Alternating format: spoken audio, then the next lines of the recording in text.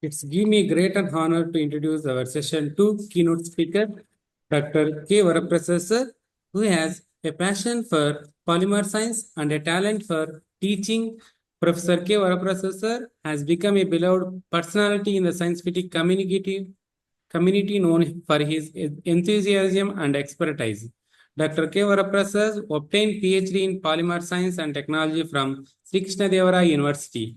His interest in nanomaterials plays a fundamental role in modern healthcare applications as a new medical tool since they can improve the physiochemical and biological characteristics of compounds and organisms. He worked as an investigator and Advanced Polymer Research Center in Chile. Sir developed the modern bioactivity of hybrid nanomaterials and biomaterials.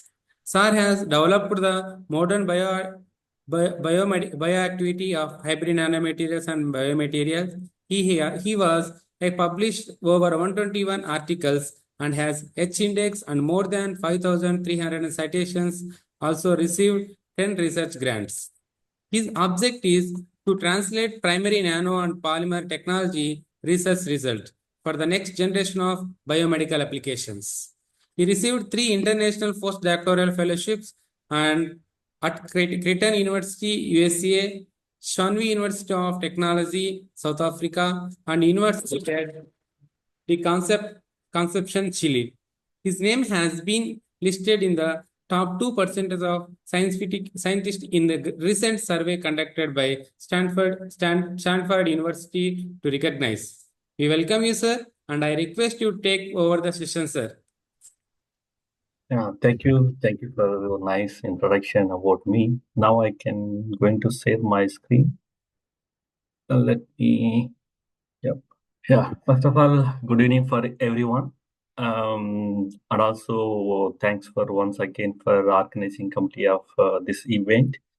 And especially thanks for the great Institute of Technology and HOD department and the all other faculty of the departments.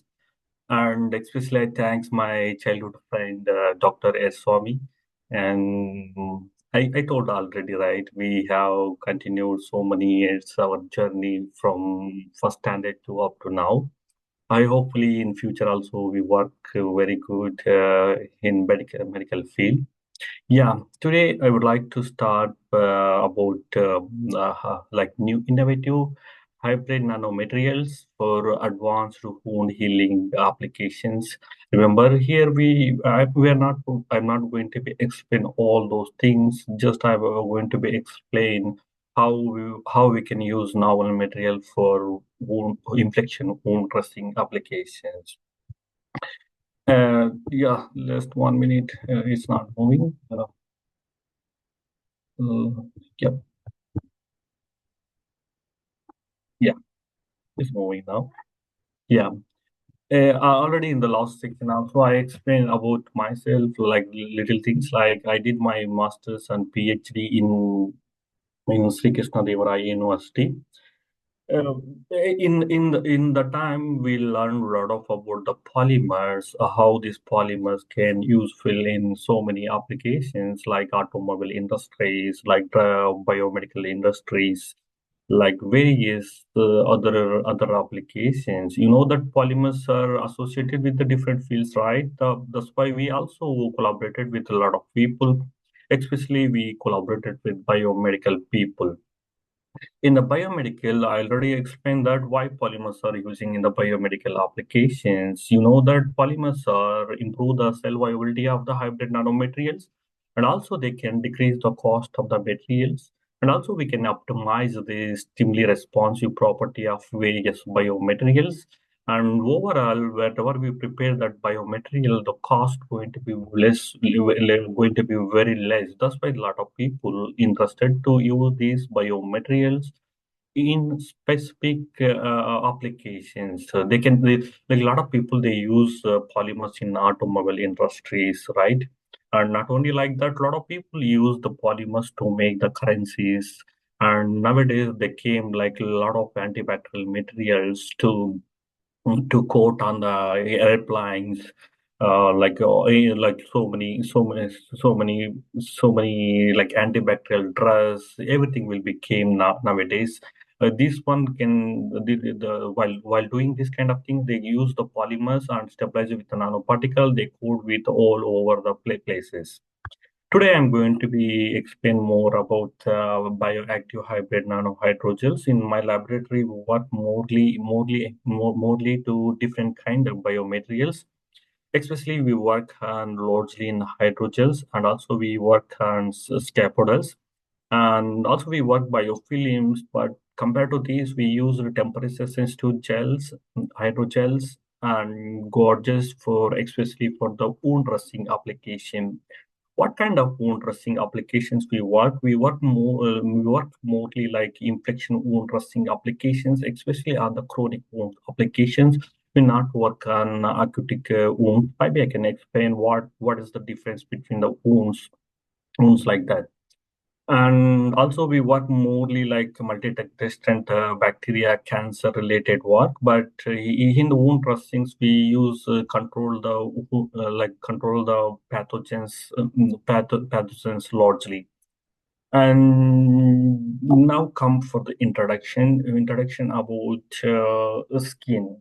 You know that the skin is the largest organ in the humans, right? What is the function of the skin? The skin function is like they can protect from the environmental, and also they stop the UV radiations. They not be harmful. The skin can help to not get too much harmful, and also skins produce the D vitamin, and also skin use as a like sensor, and also it can protect the like other organs inside the humans. And also it can neutralize the temperature, right? Neutralize the temperature according to the climate situation. For example, when I came to the Chile, Chile is more coldest place, and I not bear for the like initially 1 or 2 weeks, and later on my skin is adjusted, and my body also adjusted for the climate changes. But when I come now India back, my skin is not be compatible up to 1 or 2 days. It will take time to be recovering these things. Like these amazing things can happen from the skin only. We have to go for the deeper into the skin a little bit. The skin is classified like three parts mainly. Why I'm going to be explain these things, maybe you will understand like after my progressing of my presentation. Okay, the skin is classified like three parts. One is the epidermic and dermic. This also called actual skin, and down one is like a hypodermics. Here, the epidermics is a very small layer. In the skin top is very small layer. Here, for minutes, 3,000 to 4,000 skin cells produce or like working to grow the new skin. This very simultaneously happen is really very hard to calculate also.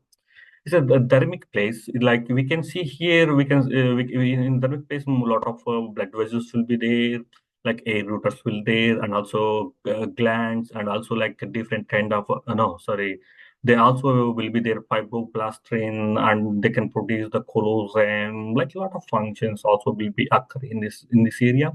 And this area is more important to make the signalize like you like working as a signals also. In another part is the down part is a like here is the lot of fatties are be stored. Like suppose when you have climate changes, according to the climate changes, this going to be regulate our body temperature, and this part is largely protecting the like human internal organs. Yeah, everything is good now. And what happens? Skin is damaged. When skin is damaged, like what happened, that generally like here we get the wounds, right? Like we get the injuries. The injuries, according to the injuries, like they classify two kind of injuries is naturally. So like when comes injury is very difficult to work, and daily function will going to be destroyed, right? the daily function destroyed means we can't work properly. Then, however, we have to take care of our wounds, right? The wounds generally classified like two parts, as like acute wounds like chronic wounds. Acute wounds like not be complicated, naturally, like natural accident will happen, like it comes like little scratches. It's not be more complicated, but it will take time to cure, like a couple of days or maybe not more than 1 week. Within the 1 week, they're going to be cured. But in case of chronic wounds, is very serious, severe. The chronic wounds not be easy to cure. It takes a lot of time. It might be it's take like 30 days. If people have diabetic, they have ulcers, it's going to be take longer periods. So these chronic wounds are very serious, and also it's also be scary. Like we can't see, this is a little bit difficult to explain, but however the people are understand, right? Like depend, and also some people, the wounds are classified like closing wounds, non-closing wounds. The chronic wounds is closing is very difficult, but acute wounds are going to be closed very easier. To understand more deeper, like acute wounds like is happening in within the area of epidermis. But here the chronic wounds go for the deeper, and when you go for the deeper, it would take a lot of time. It would take a lot of time to cure. So in order to understand more, I'm going to be explain here how wound healing process will be occur. The wound healing process will be happening like four stages. Remember, the acute wound will be happen in between this area, epidermic areas. But here they due to some people they draw like that. But I'm going to be used. But you guys are, I hope that you guys are understanding about this. Like generally when skin is damaged, what will happen? The blood going to be the flow, right? The 1 minute. The blood going to be the flow. When blood going to be flow, sorry, yeah, the blood going to be flow. Well, when blood going to be flow and the skin is easily, the skin immediately the function to stop the wound, stop the blood coming from the blood vessels. This process, like hemostatic process, the blood going to be the coagulation is as soon as possible is going to be the coagulations. And when you start the coagulation, implementation is going to be active. The implementation stays sorry, in the implementation stage, like chitosanis and growth factors, they can release and stimulate the propylene stage immediately. And here, when you the coagulation time, the inflammation will be occur. And when you hear when you hear the fibroblast and other things, they initiated to the propylene stage. Here the cells are going to be easily moving, and at the same time they can release the collagen. When the collagen release, and it will helpful to bond the retissues. And finally, the like remodeling stage, the wound going to be the cure. It will take time to the couple of 7 days. Okay. In case of chronic wounds, is the third stage, like propylene stage, is more hard. Here the wound going to be they have a lot of functions here also. No, this comes from bacteria, but here in acute wounds, when you in the first stage, like hemostatic stage, the white blood cells, they're going to be stopped to enter the bacteria inside the wounds. But chronic stage, the white blood cells not sufficient to stop that kind of bacteria, and also the like when you go bacteria going to be migrate inside, and also here like lack of oxygen to cure of the wounds. So it's more complicated than accurate wound. And to understand more easiest, like in the first stage, the blood clotting formation will be occur. In the second stage, growth factor is going to be the release, and also it's have little pain for us. And in the third stage, they start to produce the fibroblasts start to produce the some collagen, and it will be helpful to form it helpful for form the rich tissues. In the fourth stage, the collagen, other molecules, they're going to be rebuild the new skin. Remember, the first stage, it will take when you get the injury, the blood going to be stopped within the 1 hour. It's like depend on the wounds. They're going to be start like they sometimes the 10 second, 10 minutes they're going to be stopped. Sometimes 1 hour going to be stopped. It depends on that. Suppose what happened in the military people, okay, when they somebody stood for them, what will happen? The blood going to be flow very fast. So that kind of people they need hemostatic materials. So in our laboratory, we're also working of hemostatic materials, and inflammation. Inflammation will like depends on wound. It will be like one day, it will be like up to 1 day, sometimes 1 week also will be there. In prevalent states like curing wounds, it will be take like from maybe it will take like 1 week or not more than 1 week, and depending on wounds. And totally this the healing of wound will take like more like remodeling tissues like skin on top of everything will be take the more than 1 year. Like this all the process is depending on the wounds. In the chronic wounds it's not possible. It's more than 1 month means so very difficult, right? So that's why to cure the wound within a short period, and we need to develop the new materials like as can need to be recovered, and as much as our daily life cannot be distract from this kind of wounds, right? That's why scientists are working largely on to develop the new materials. And in the olden days, what happening, how the people are working on these things, like in the olden days, like a lot of people, if people get the wounds, they use like some specific kind of water, and some people use on the milk to wash the wounds, and further they apply honey, and also they use the like plant kind of resins to to b- to apply for the wounds. And after that, in the Greek people, they started to use on the wine, and also there's some people they use like vinegar for the cleaning of the wounds. Why the people are using wine and vinegar? Do you have any idea? You know that wounds are having a pH 8, okay? When the pH 8 having, when we add like acid kind of things, the wound going to become like slowly the neutral pH. And you know that wine and when wine have like polyphenols, they also helpful for the cleaning of wound. And when you have like acid, like below the acid things, like so many people, but too much of contents is very harmful for the wounds, but low content of these things is good for to use like wounds application. I think our forefathers knows about well known about these things. That's why they use for the wound dressing applications.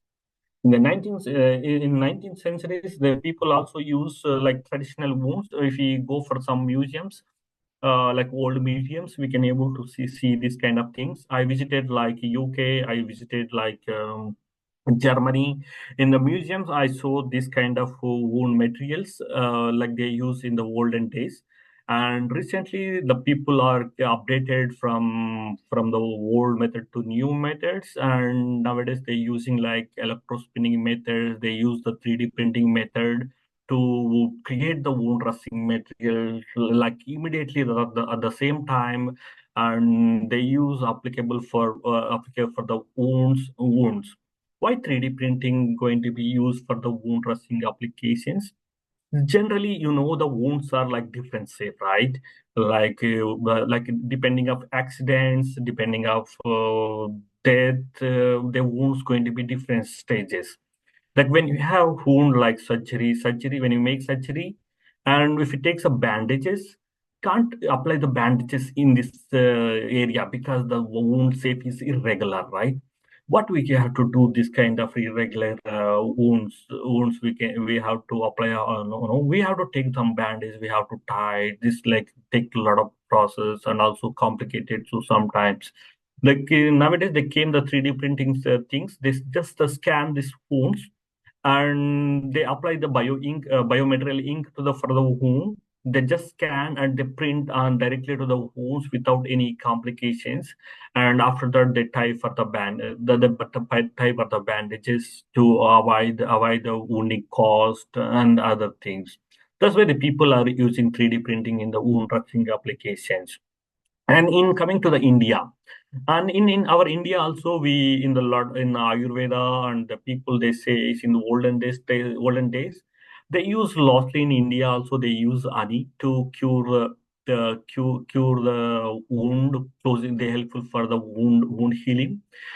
This is scientifically also proven in our Indian people and other people like all the world people also they scientifically proven this one. And this is a good option for wound healing, but too much concentration is also it will not be good for the wound healings. And also the ghee, some people also use the ghees, the protecting from the bacteria pathogens to enter inside. And we know the other people knows, almost all people knows about the turmeric. In China, people also they use more turmeric. And China people also use the herbals also, and not only China, all South India, like Asian country people, they use a lot of turmeric and the herbals to close the wounds things. Okay, and other things, the plant like plant fiber. We are in our forefathers also using the cotton cloth to applicable for the wound top like this one. The Indian people they use like so many years back. Back is clearly mentioned in the different articles also. Okay, this is the history of little wounds, all the things.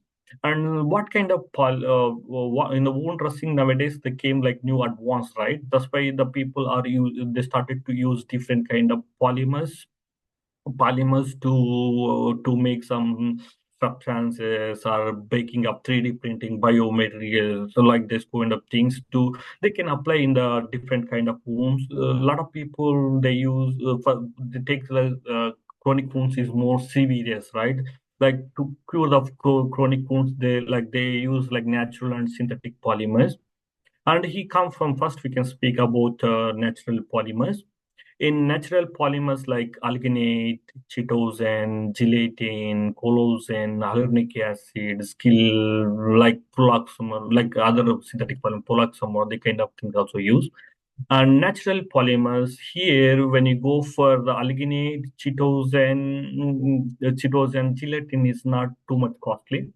And if you come like collagen, hyaluronic acid, it's like too much costly. It's very difficult because they are effectively compatible with the skin, and but it's more costly. With the research is also will be expensive. And after that, if you come for the chitosan is have some problem for dissolution problem. To avoid this problem, they recently the people started to prepare like quaternary chitosan to get more bioactivity like that.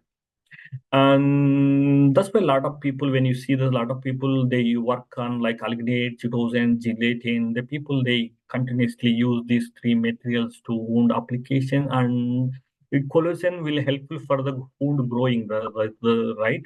So that's why the people are using little concentration of the collagen and collagen extracted from the rat, like humans. But is the human one is more costly than a rat one. Rat one is very less. We can able to use like 0.23 concentration level in our wound dressing materials. And recently, they want the scientists want not only just wound dressing material, they want self-healing wound dressing material. So that's why what they did, they use like alginate polymers. They're going to be converted as a oxidized alginate. Okay, they oxidized alginate means for alginate they functionalized with like aldehyde groups. Okay, the aldehyde groups and cytosine have amino groups, right? Like aldehyde groups and amino groups, they produce the self-healing properties. How they producing the self-healing properties? They have dynamic covalent bond between them. The dynamic covalent bond, when you break the bond, when you cut the hydrogel or something, they're going to become again together with some physiological conditions like pH. The wound pH can alternate and they're going to be come back and they attach again. Like they're going to be work largely nowadays. This is attractive work, and anyone interested they can carry about their work. And remember, when compared to the alginate, oxidized alginate is more costly. Okay, but we can able to synthesize in your laboratory. Like it's little complicated, but we can able to learn and we can work on that. When come for the synthetic polymers have so many polymers. We can see the polycaprolactam, polyvinylpyridine, pyrethane, all the polymers they're going to be used, but among them the polyethylene glycol is more famous. Why is more famous? The polyethylene glycol so in the world, a lot of people working on there. The polyethylene glycol also using like head transmitter for one body to another body. The time they use the polyethylene glycol like surrounding ports, why they going to be use this port? This is easily compatible with the human skin. That's why a lot of people they use the polyethylene glycol. And other polymers they use like polyurethane, polycaprolactam, some other kind of polymers they use like top layer, not like inner layer. They use to producing the top layer like with very transparent and some condition like polycaprolactam is not have environmental pollution. Some other polymers like polyurethane they can going to be create little problem, but nowadays they're going to be alternate this kind of polymers also in the wound. Like a lot of people like natural polymers they use in the middle part. In the topper layer they're going to be use this kind of polymers. Okay, and coming to the other part, like in the wound dressing places, like a lot of people they use the hydrogels also.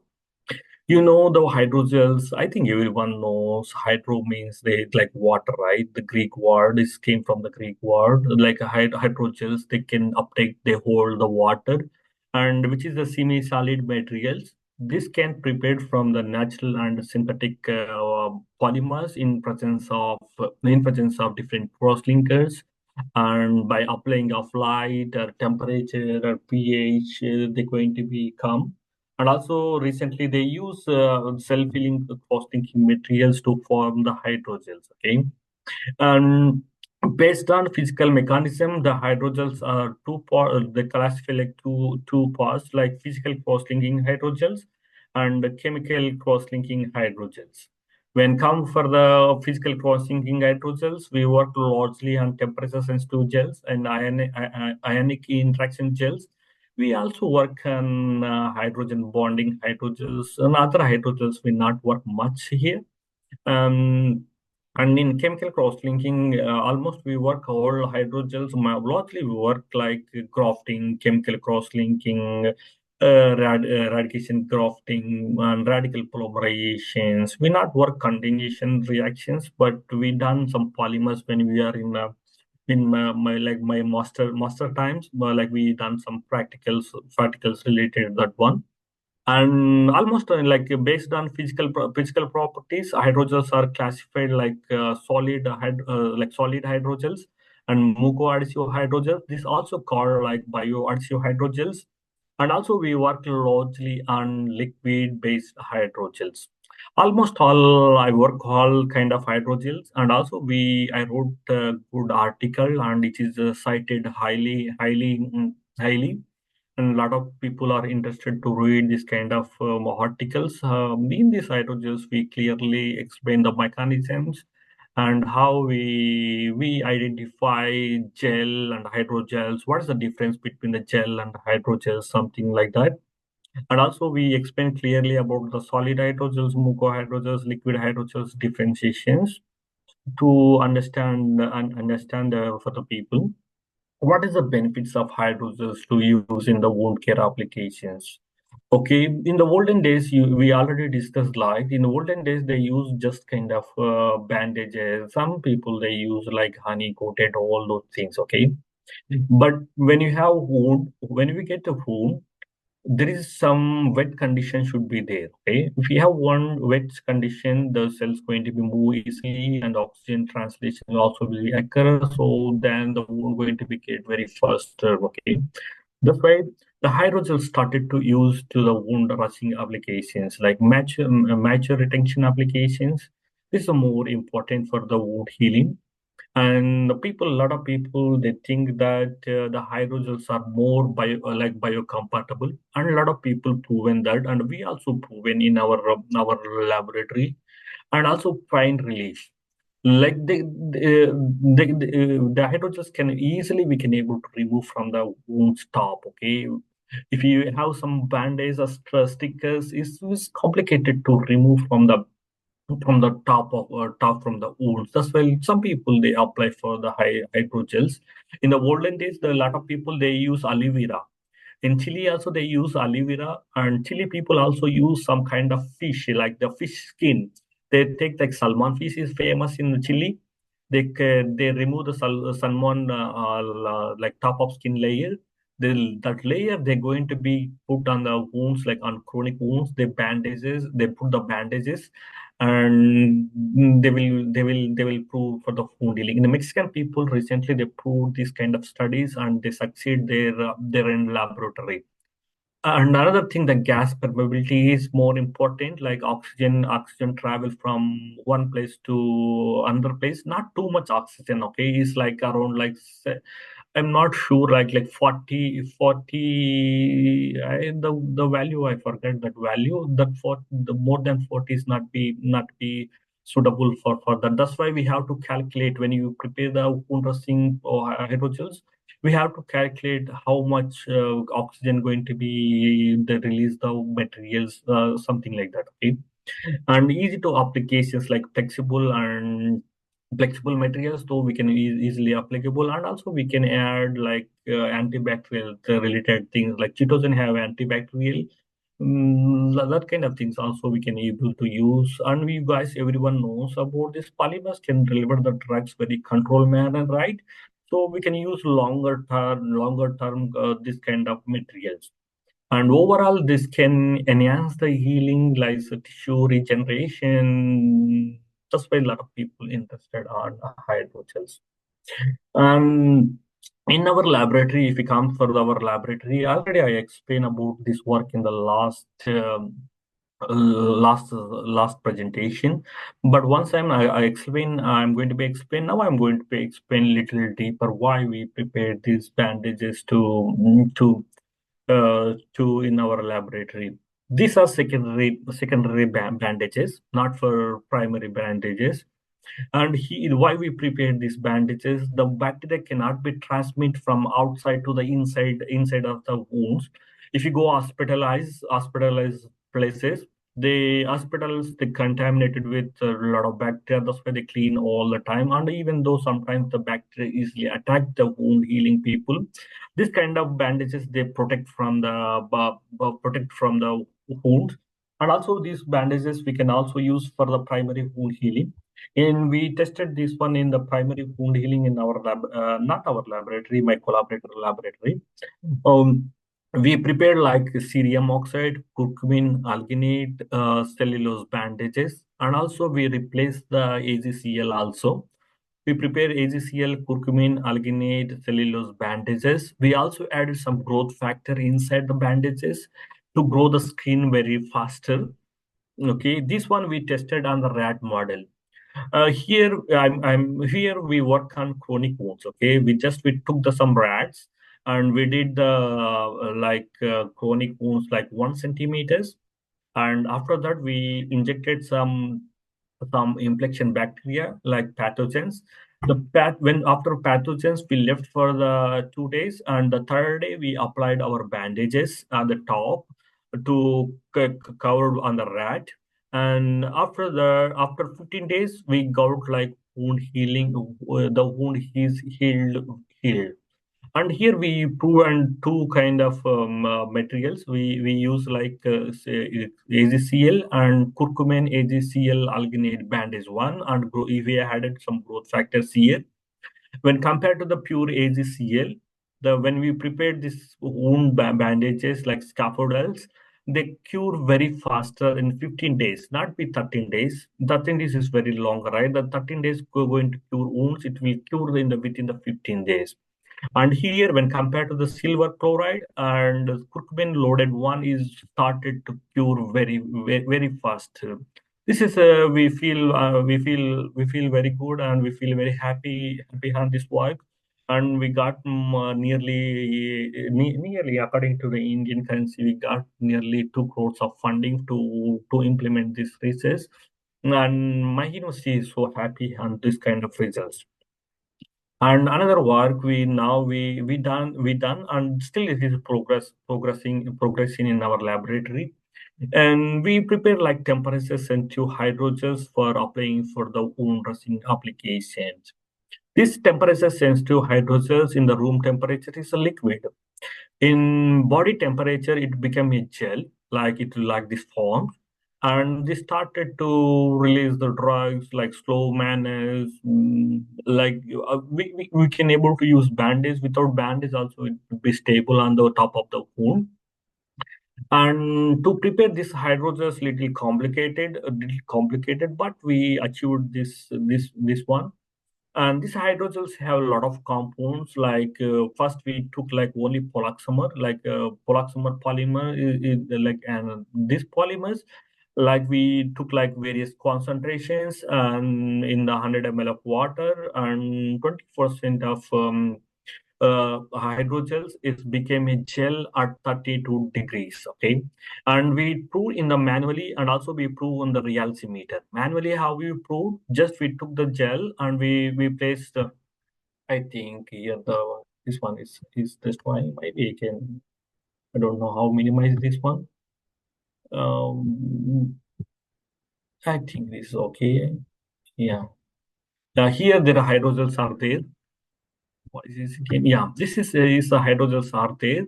Just we put like little concentration of hydrogel in the tubes, and we place in the temperature sensitive hotter bath. And when we just like increasing from the 25 degrees to we increase like 1 degrees like that. Like when came like near to 32 degrees, we find that they're going to be the gel. And another case, we can't see the gels, right? This one have like these materials have like quaternary cytogen, which is easily soluble in the water, and also it works as like coagulation one. And collagen is like we added like very 0.5%. Remember, the collagen is very costly here, the materials. And we use like natural materials. Like this one is not becoming gel at near to the it's not near to the 32 degrees, but when you go temperature higher in 36 degrees, it's become a gel. Okay, like that we done various formation, and also we added curcumin calcium oxide nanoparticle. Remember why we added curcumin and calcium oxide nanoparticle? The calcium oxide nanoparticle, they release the oxygen. It will helpful for the wound. Okay, and only the calcium oxide is not helpful for the wound healing, and a lot of people avoiding to use the calcium oxide. That's why we coated on curcumin nanoparticle on the top of the calcium nanoparticle to release the oxygen controlled manner. And curcumin also used as a hemostatic, calcium also useful as a hemostatic. And they used to stop the blood within the 8 seconds, and they also cure the wound curing like very faster. In the market, there is no available in the hemostatic and wound healing materials. In our laboratory, we produce this kind of temperature sensitive hydrogels to use for both hemostatic as well as wound healing within the 15 days. Okay, and we use the reality meter to check this temperature is correct or not. We use this hydrogels. Sorry, we use like this concentration hydrogels, polaxam or colosine, and without nanoparticle. And when you tested here, we got like curve. This is the viscosity versus the temperature. We got some curve like around 33 degrees temperature is the viscosity started to increase because of because of temperature sensitive monomers. Okay, then after getting this one, we make some tangents like 1, 2, 3 tangents, and these tangents we get some values like 33.47 here, 33.027 here. Then after that we added both and divided by with 2, and we get around 36.24 degrees. Why we worry about this temperature? You know that we need hydrogels near to the body temperature. Why? When you add this hydrogel, it should be when you add this liquid into the body at 37 degrees should be the gel as soon as possible. If we take like more than 2 minutes, 3 minutes, it's complicated. It's little complicated. No, the liquid flow and fell down is very fast. It's not useful for the cure the wounds. That's why we worry about the to optimize this temperature. We done like a lot of experiments in the laboratory, especially like manually, and after that we went for the reality meter to calculate this kind of materials. And once we prepare these hydrogels, we start to use for like hemostatic application. Is my student is Matthias. Now he's doing the doctoral thesis with me. He's more happy to work on this kind of materials. Actually, he's a medical guy. He don't want to go for the doctor. So he came back to investigation. He came back to the investigation, especially want to work on the wound healing materials. Why he want to work on the wound? In the Chile, is a lot of people are suffering from the diabetics. There a lot of people have diabetics. The wounds are going to be not cured very faster, so you want to develop this kind of materials for diabetic wounds to the diabetic wounds control the infections also. And last time I explained that here the curcumin, the curcumin also show the hemostatic properties, and curcumin, calcium oxide nanoparticle, having nanoparticles also shows good hemostatic properties. Okay. And here we added these hydrogels. This nanoparticle we added into the hydrogels. These are pure hydrogels. They don't have collagens. They don't have chitogen. They only have. They only. Sorry. They have they have only have polaxamer and chitogen. Not, chitogen collagen not have nanoparticle. Okay. And this one we took like 20 microgram liter. We added for the blood. Then it start coagulation at. Remember, we keep this one in the 37 degrees because the body temperature is 37 degrees, right? We also maintain the 37 degrees. When you add this hydrogens like 20 microliter for this blood, 1 ml of blood. Sorry, 2 ml of blood. When you add what happened within the 20 within the like 200 seconds, the blood going to be start coagulations. But in case of nanoparticle calcium, they started within the 180 seconds. You can see this calcium oxide also have 180 seconds. Some people also they can able to ask the question. They could going to be asked the question here. Why calcium oxide can show the hemostatic, right? Why do people are using again cheetos and other materials, so all those things like that? Remember, the calcium oxide can generate more oxygen in the water. It will be more harmful for the humans. This will nobody can use calcium oxide in the wound dressing applications. We try to use this calcium oxide into the wound dressing applications by minimizing of oxygen delivery, minimizing of their toxicity. We use this kind of all the things. And remember, this calcium oxide we developed from the piece materials is very less cost than other calcium materials. Okay.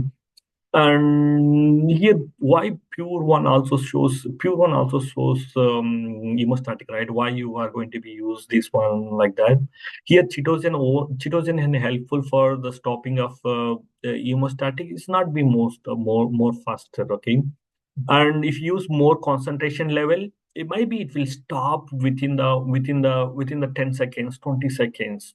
We not done this kind of experiment because we have lack of funding for doing of this one.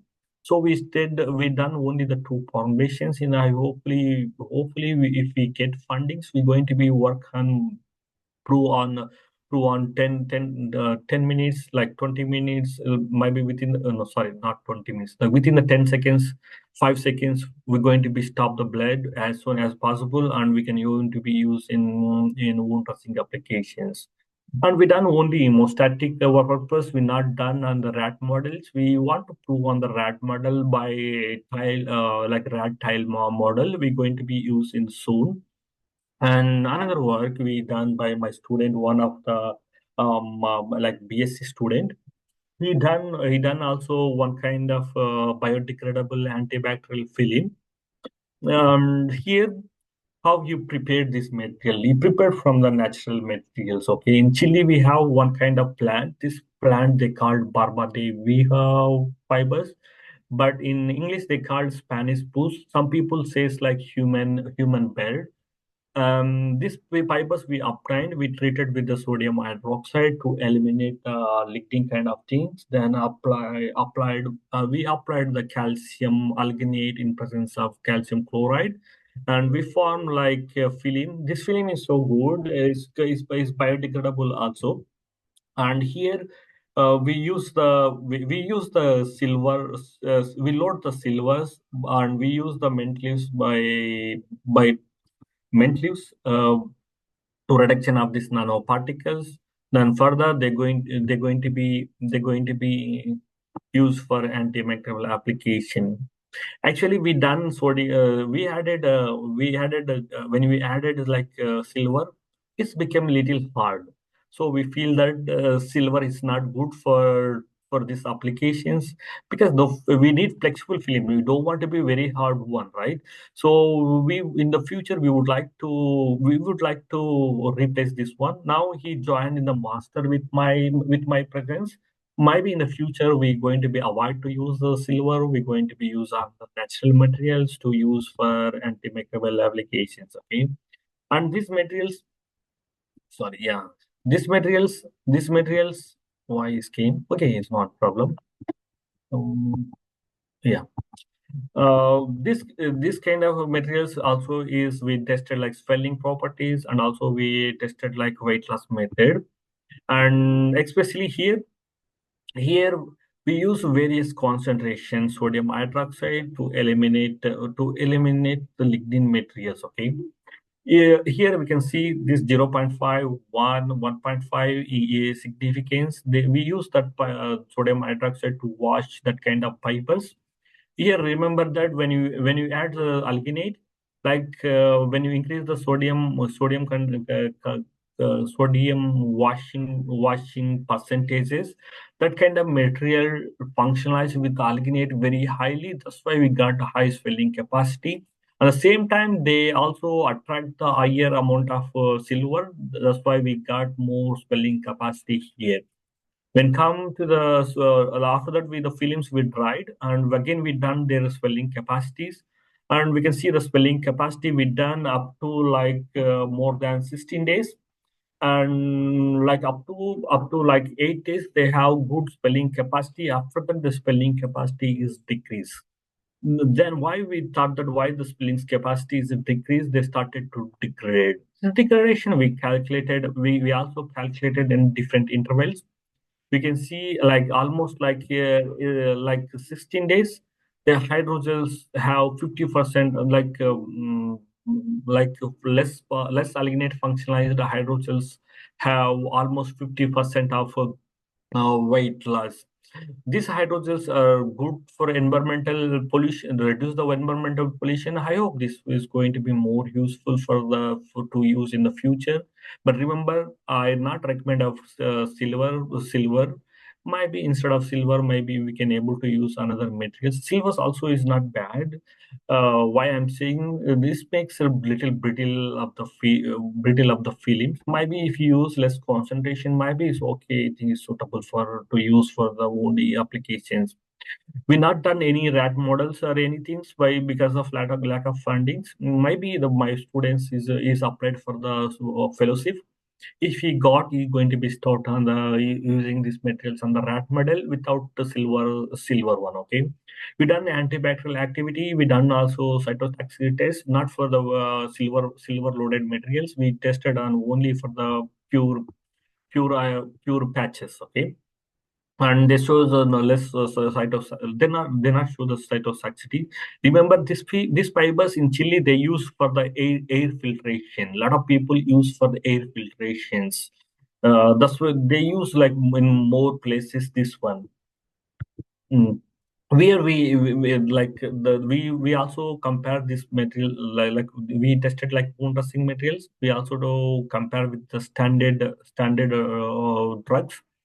The blanks when do not show any inhibition capacity, and you can see that when increasing of alginate functionalization, they show the good antibacterial inhibition because they hold a lot of silvers. They also release like controlled manner.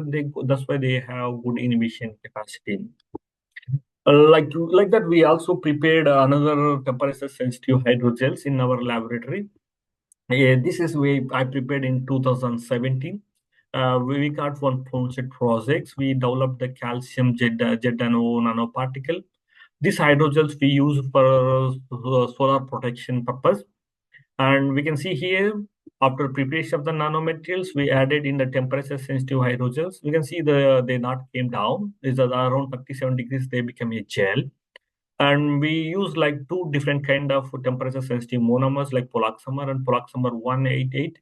And also we use like 1% of 2% of alginate, and we use the 100 mc of nanoparticle. We not done a lot of variation here. We done only one variation. And these hydrogels, like we also did like temperature versus temperatures versus viscosity. And here we obtained like varying of constant like 1% to 2%. This is 1%. This is a 2%, and the 2% one have like alginate 2% one have around 35.23 through the temperature sensitive. Here 37.2% one. We don't want to use 2%. We don't want to use for 1% one. We can want to use only 2% one. Why 2% one? It decrease the temperature sensitive properties. That's why we're going to be use this one. Remember the temperature sensitive property of any kind of hydrogels is depending on hydrogel composition. Like when you add like some places like solid hydrogel cases, when you add hydrophilic polymers to the temperature sensitive monomers, the temperature property is going to be increasing. In some cases, it comes like reverse, like a liquid hydrogels cases, it comes like little different. These hydrogels we prove on like antibacterial, which we have nanoparticle. One shows the good inhibition, good antibacterial inhibitions. Like we optimize in the laboratory, so many hydrogels. Here I'm presenting only few things. Okay, and also we done another temperature sensitive hydrogels. Here we use NIPAM and polaxamer, and we added silver nanoparticle, and we optimize their volume phase transition temperatures and 37 degrees, and to use for wound dressing applications. Okay, and here like around 37 degrees, they're going to be released the nanoparticle when in rapid manner. And this rapid manner also we can control by changing of hydrogel compositions. And also we done various films in our laboratory. And here we use like hydroxypropyl methyl cellulose, and also we used hydroxymethyl cellulose copper nanoparticle to form this kind of wound dressing films. And here first we synthesize the calcium oxide not calcium oxide. Hydroxypropylmethyl cellulose nanoparticle by adding of sorry. Here we prepared copper oxide nanoparticle with capping agent of hydroxypropylmethyl cellulose. For in this purpose, we increase the pH. We mix together the salt and hydroxypropylmethyl cellulose, and we added sodium hydroxide, and we increased the temperature like 85 degrees and 30 minutes. Then after that, we added azelaic acid, and again we heat it 10 more minutes. 10 more minutes. Then we get the nanoparticle, and further this nanoparticle we mix with again in the hydroxypropylmethyl cellulose, and we added citric acid as a cross linkers, and we added the nanoparticle. Again we heated it for 7 minutes. This whole process give more perfect and strong and flexible films to use for the wound applications. This is more efficiency. They're going to be used more applications, and also some market they available this kind of materials. And here with the in initially stage where we also calculate the nanoparticle size is very higher, and when you do again stabilization with citric acid and hydroxypropylmethyl cellulose, the size is reduced around 8 nanometer, around 8 nanometer size. Okay, and also we done the antibacterial activity, and we compared with the positive control, and our materials are also more competitive, little competitive for them also.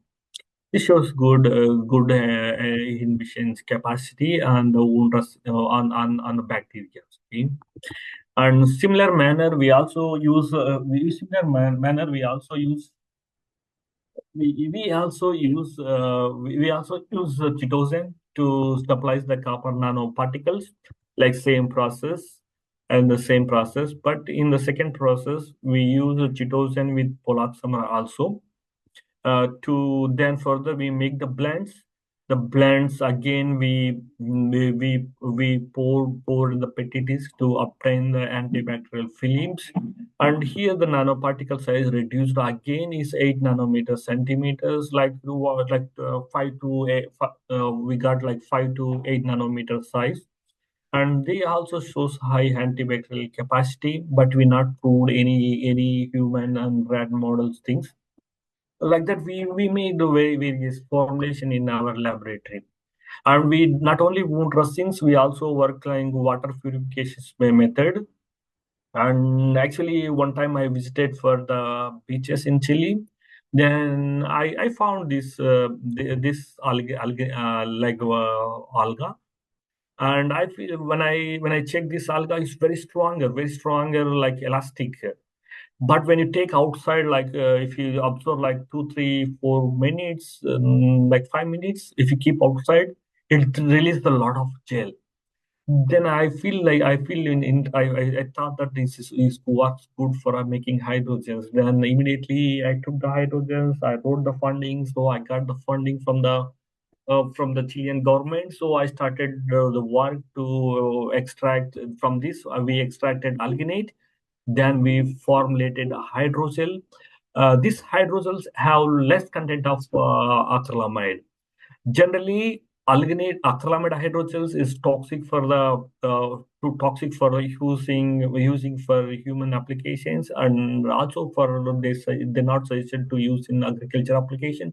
Only few application they're going to be used. Okay, in order to avoid a lot of acrylamide to using, we also added alginate in the formation of the hydrogels. We use simple technique to form these hydrogels. You can see here the pure hydrogels can absorb only absorb like instead of their white, they absorb like 50 times of higher. But sodium alginate hydrogels is absorb like more water, like it's like super absorbent hydrogels like that. We can use this kind of like a probe, but the problem is like it's more flexible. Maybe this kind of hydrogels used for removing of pollutant from the water. That's why we used to remove palladium from the water. In Chile, there is a lot of industries. They are also suffering from the like water pollutions. With one of my colleagues, she thought that she going to be used this hydrogens for using of to remove of palladium. Then I given this hydrogel for them. They work well. They're using these prototypes to applicable in agriculture applications also. Why they use agriculture applications? The hydrogels fell very largely right. Here the Chile they're producing a lot of grapes. The grape wastage is more higher. What they convert the grapes, they're going to be converting into the like pesticides, like they burn and they make some kind of coals or something. They dump in the hydrogels, and they're going to be go again to the plant to deliver the control manner of the powder. Then they obtain good growing capacity of the plants. They use like that. Remember, the hydrogels are very porous nature. We can able to load any kind of drugs, and also they have good kinetic water releasing kinetic values. Remember, these hydrogels have 70% of alginate, not 50%, not 70% of acrylamide or something. Is have 70% of alginate, 25% of acrylamide. So this hydrogens is highly recommended to use in any kind of food dressings like water purification, any other surgical applications also. And this hydrogels is completely biodegradable, uh, biodegradable. And also we prepared other kind of chitosan titanium oxide based hydrogels to degrade the like crystal violet the dyes. This dyes is using largely in biomedical application to cell image techniques or cell image techniques or some other places. And a lot of people they use, and this dye is going to be polluted into the water. That's why we produce this kind of hydrogels to control this dye pollutions. Okay, and other things we also developed another hydrogels in our laboratory. And we in our laboratory we developed the hydroxyapatite. In another my colleague laboratory they developed the bacteria cellulose. The bacteria cellulose and hydroxyapatite we mix together, we form the effective hydrogels, and we use to remove of the palladium removal. Okay, and here these hydrogels again she wrote on proposals, and she will grow very good bacteria cellulose in laboratory. And further we're going to be use another nanoparticle. Now she got the funding like 2023. She got the funding of more than 200 of crores. Then we going to be prove on cell models now. I think we're going to be succeed in 2008, 2028 is last to give the results. So we still progress on in that work. And now I can come with the conclusion. What we have the conclusion from this investigation, these hydrogels, whatever we use the hydrogels, like multifunctional composition of hydrogels, like within a nanoparticle, they can applicable in the wound, like chronic wounds, to cure within the 15 days or maybe lesser than that. And also we use with combination of nanoparticle, these hydrogels can useful for the effective hemostatic applications to in future applications, like we done various formations. And remember, I wrote like a lot of articles related to how these polymers can be useful for the wound dressing applications. I worked like largely in the alginate. Why I work in the largely in alginate? Alginate is very less cost than compared to other polymers, and also more effective. And they have little degradation problem, but changing like human inside the body degradation problem. But we are not going to be inside, right? We are using in the outside. And if we going to be used inside also, we can able to modify it. We can improve the bioactiveness of alginate. I wrote clearly in this article. Remember, I explained morely how to prepare like soft hydrogels and stiff hydrogels. Like by using of cation in these articles, maybe you can refer is useful for you guys. And this article is also highly cited. And also I explain about carboxymethyl cellulose, how they're going to be used formation of hydrogels. In this also I explain about 3D, about 4D printing, how the science is going to be updated in 3D, 4D printing to use in the wound dressing applications. Okay, and also we use the silver. Silver using from the Second World War time to they're using for the wound dressing applications, and easy to control the pathogens. That's why a lot of people using this silver. But only the complicated, market wise, they give some colorant. So that's why some people don't like the black color or some other colors. That's why this we have less applicability, but we can able to control by using of less concentration of silver. It will come like other color. Okay? And these articles, all whatever I wrote, the articles they get highly cited in recently, and still they are running very faster to cite this alginate one compared to the carboxymethyl cellulose and the hydrogels one. Okay, and also we wrote like curcumin. I'm so more interested on about curcumin, because why the people, if I work like a lot of compounds, the getting funding is more difficult in Chile. If you work on only one materials, they think we are more expertise on that. So they're going to be give funding for us. So I continue all my research from degree, like my doctorate to now itself. I'm working on curcumin. Whatever I use, I start to use in curcumin or any polymers. If you don't have experience on any kind of materials, the getting funding is little complicated. That's why we have to work on one material. So I'm working on largely on curcumin nanoparticle, and we wrote very good articles. And the editor he requested to write this article, so we wrote this article, and we published it in the illustrated journals. Okay. And also, I wrote some articles on 3D printing, how alginate going to be used for the 3D printing application, especially for the wound healing applications. This article explains how much concentration of alginate we need to be used for 3D printing application. We need like 4 to 3% of alginate to use for 3D printing applications is more effective use for 3D printing and wound healing applications. These articles give very good information for us, and you guys know already. Already, I worked a lot of. I developed a lot of. Sorry. 1 minute. I can. Yeah. Sorry. Yep.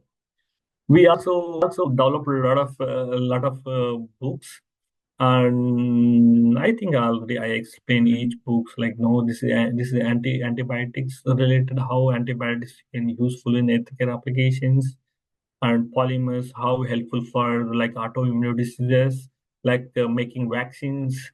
These books can explain those things. And here the nanoparticle how can protect from the infection controls and antiviral, like what COVID kind of bacteria. And these books can going to be explain how curcumin kind of materials can helpful for neurological treatment applications, how they can enhance, how they can helpful for control the depression in the neurosystems. Okay, and also now we're working as a functional polymer materials, and also working like hemostatic materials book now. And also we are working on carbohydrate polymers for healthcare applications in various tech sectors. And these are like about nanomaterials, and this is like hydrogels work. And in this work, we prepared like whatever we prepared various kind of hydrogels, like liquid hydrogels, like especially temperature hydrogels. This chapter can explain like based on mechanical properties, like hydrogels have 0.1, 10, 100 kilopascal. Based on the variation of the pressure, we can introduce the various kind of cells into the hydrogels. If we not have this kind of properties, like this, if we have more mechanical properties or less, we can't load specific kind of cells. They're going to be die very quicker. So based on cells, we have to optimize the hydrogel concentration, their mechanical properties to get cell growth, and proliferation is very fast. Okay, like that we have to be used. And another things, I also developed some hydrogels like valuable applications, especially for using some kind of antibacterial applications. And these biomaterials we use for dental applications, like that.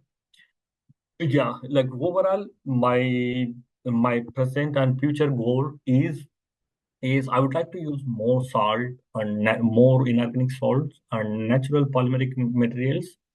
By using of green synthesis method, I would like to create new nanomaterials. And further, these materials I would like to functionalize with different kind of polymers to use a specific kind of applications, to use sustainable applications.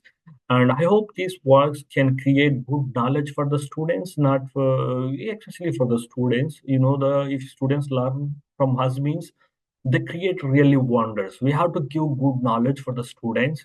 Then they're going to be they create wanderings in their investigations. And further, this investigation helpful for the national institutions and international institutions. And they're going to be guide another students like valuably to improve their careers. Okay. And now we applied the central projects to use this kind of hydrogels, not for nanoparticle. We create some hydrogels, remove the microplastic from the water content. So we applied these fundings to central projects. I hope we going to be get in the future, because in Chile we only working on microplastics to removing. So hopefully we're going to be get in that. In India, the IIC Bangalore, the people they work morely on how to remove the microplastic from the water, and how to helpful for the healthcare applications like that. Okay, and nowadays the biggest problem is like microplastics. The plastics, when you drink the tea, when you eat something from the plastic bottles or other things, they're going to be contaminated the blood, right? The nowadays the investigation is started. We take the blood, we take the organs, and we going to be check on that the plastics or microplastics or how much concentration in polluted in the human bodies. Not only human bodies, and also they check for the check on the birds also. The investigation is started, and Chile also they started the investigation now. So the people are more curiosity to know which plastic is more contaminated in the human bodies. This is really some interesting work with some interesting work. Yeah. So overall, I would like to thanks for the like University of San Sebastian. They offering to me to develop teaching and investigations. And also I thanks to my project like the Ponset regular project. And also I thanks to my professors who teach me well, who supported me well to improve my career, all the things. And finally, I thanks for my students. Without my students, I can't do like a lot of work. Without student, I can't imagine to progress of my work. And another thing is my colleagues. My colleagues also they helpful me a lot. Like my super seniors, all the people they help me to improve my career. They help to develop the books. They give me knowledge, a lot of things also. And finally is a family. And thanks to my family, my father and mother, and my wife and my children. Without their support, I can't do the lot of work. They helped me a lot to, because no, sometimes I'm not spending time with them because I'm always spending the time with my students. Sometimes they frustrated, but they happy to my achievements. And really thanks to my students like who work on Mandalina and Matthias, they work to creating of calcium oxide from the fish. And Matthias is more expert on doing of animal works, all the things. He's helped me a lot to prove on wound dressings. And this is a Daniel C. He is more interested in work on biodegradable. Actually, he's an environmental student, but he interested on wound dressings. Then he find some fibers, and after that we started wound dressing one.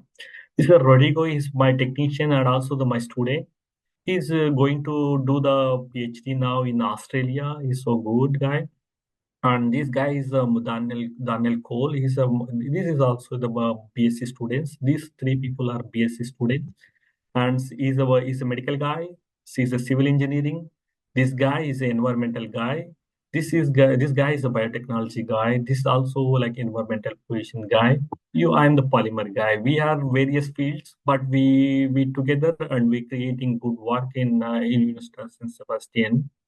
And already I explained, I'm happy to get the top 2% of scientists. And almost my rank is 300. I hopefully in the future I going to be decrease this ranking. And also my university is happy to ranking in my all over my university. Only 5 people only be the not 5, 8 people are only be they awarded as a top 2 scientist. So they respect, they valuable, they give more value to the our people. So I'm proud. I'm also proud of on this. And really thank you. And still I'm learning a lot of things too, and suffering from the fundings. We are suffering from a lot of things, but I have my main strength is to the patience. Due to the patience, I'm day by day increasing my work careers. So now I have some capability to and teaching for the students. I can give good guidance for so many people. And really thanks for organizing committee for giving opportunity. And I would like to say another things. We have postdoctoral fellowships also for the students, but it will launch every June, July, and the students can apply for postdoctoral fellowships like who completed the PhD. They can apply for any people in Chile. They can come here, they can work 3 years, they can go back, they want to be continue here, but we have to learn the Spanish. This is more important here. And if anyone need to help to from me to guide to get the guide to develop books, the papers or anything, getting fundings, I can am ready to help for them. And really thank you once again for everyone. And really thanks to my friend Yarswami. Uh, he is always supporting for me. All the time he encouraging me like so many times. And also when he approached me to present this one, I'm really happy to present my work to for our Indian colleagues. Really thank you, China. Thank you for wonderful your presentation. Any queries regarding this presentation? Yeah, Sina, asking one question, but Yep. if you have CODP, the nanomaterials, can we expect good biological properties? Can you explain one more time? What is it?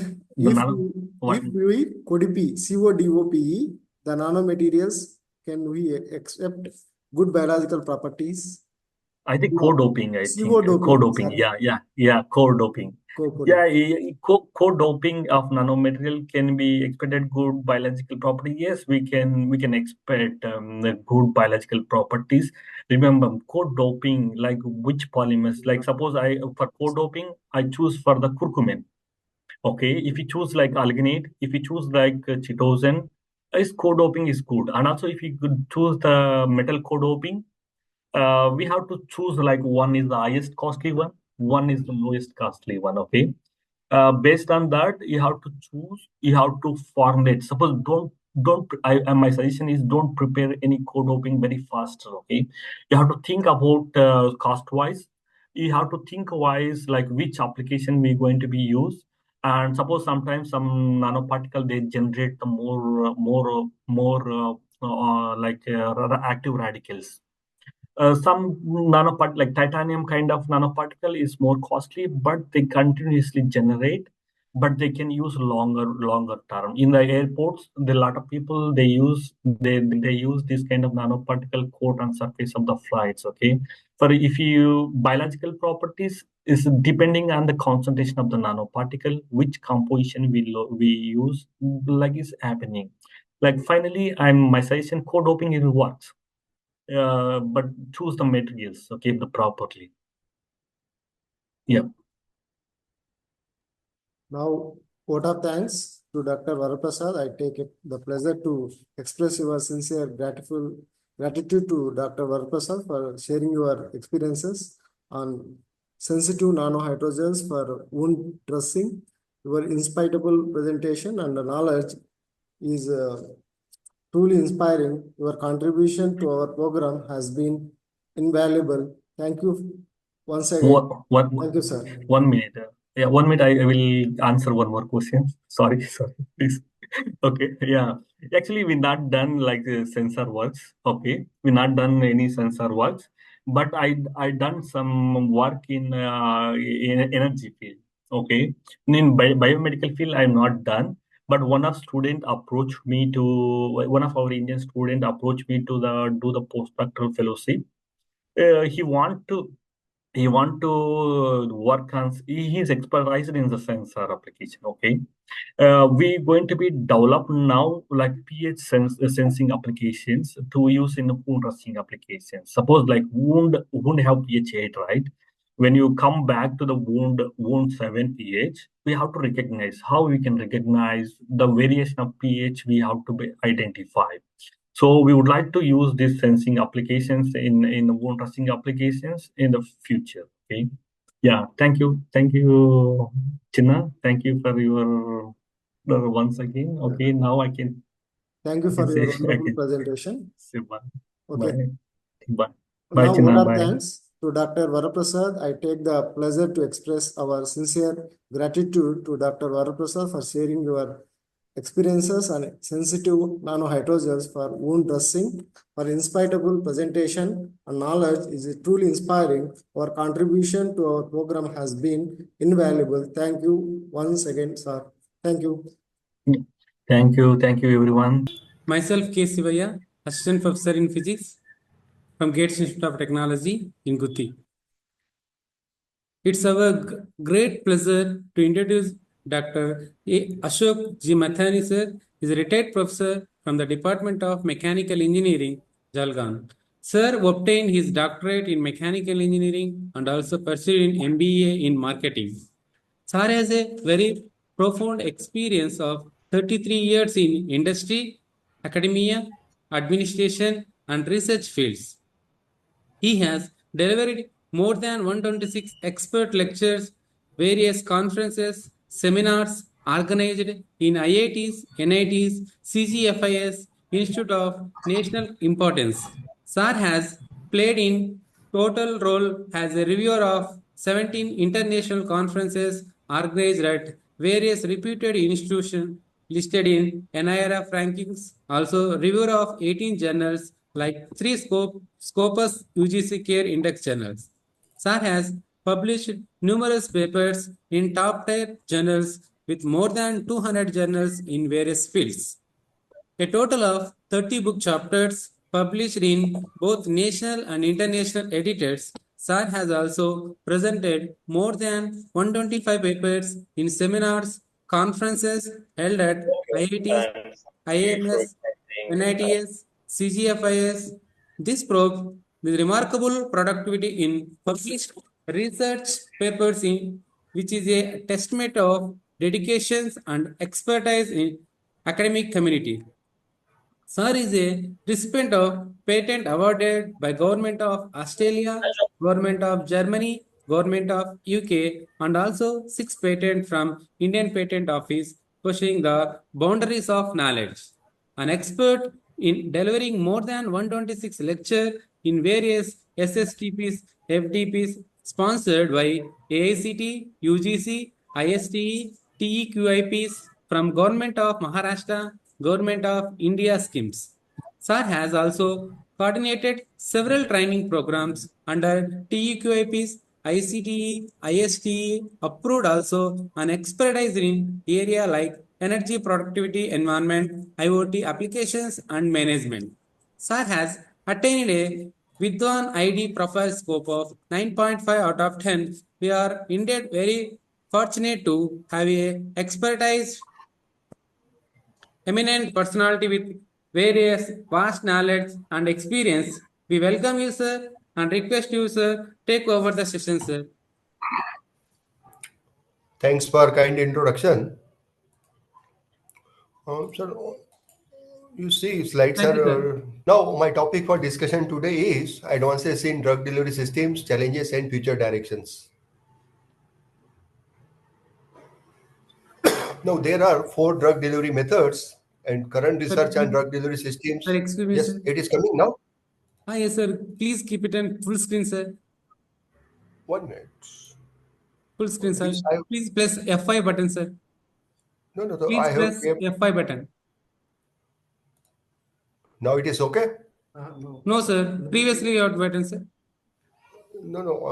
Why I'm telling? Now it will be coming. Okay, sir. Okay. Okay, sir. Now, this topic is advances in drug delivery systems, challenges and future directions. Now, different drug delivery methods are the broad categories, that is routes of delivery, delivery vehicles, cargo, and targeting strategies. This medication can be taken in variety of ways, in which by swallowing, by inhalation, by absorbing through the skin, or by intravenous injection.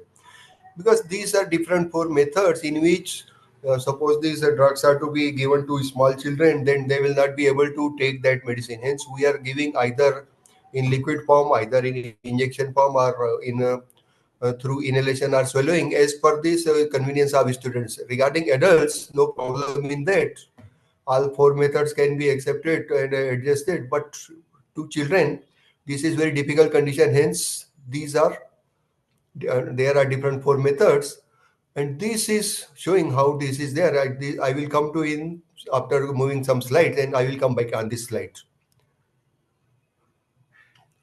Now, next generation sequencing drug delivery. By leveraging these electronic health records, researchers can look for associations between genetic variants and specific phenotypes of interest within populations.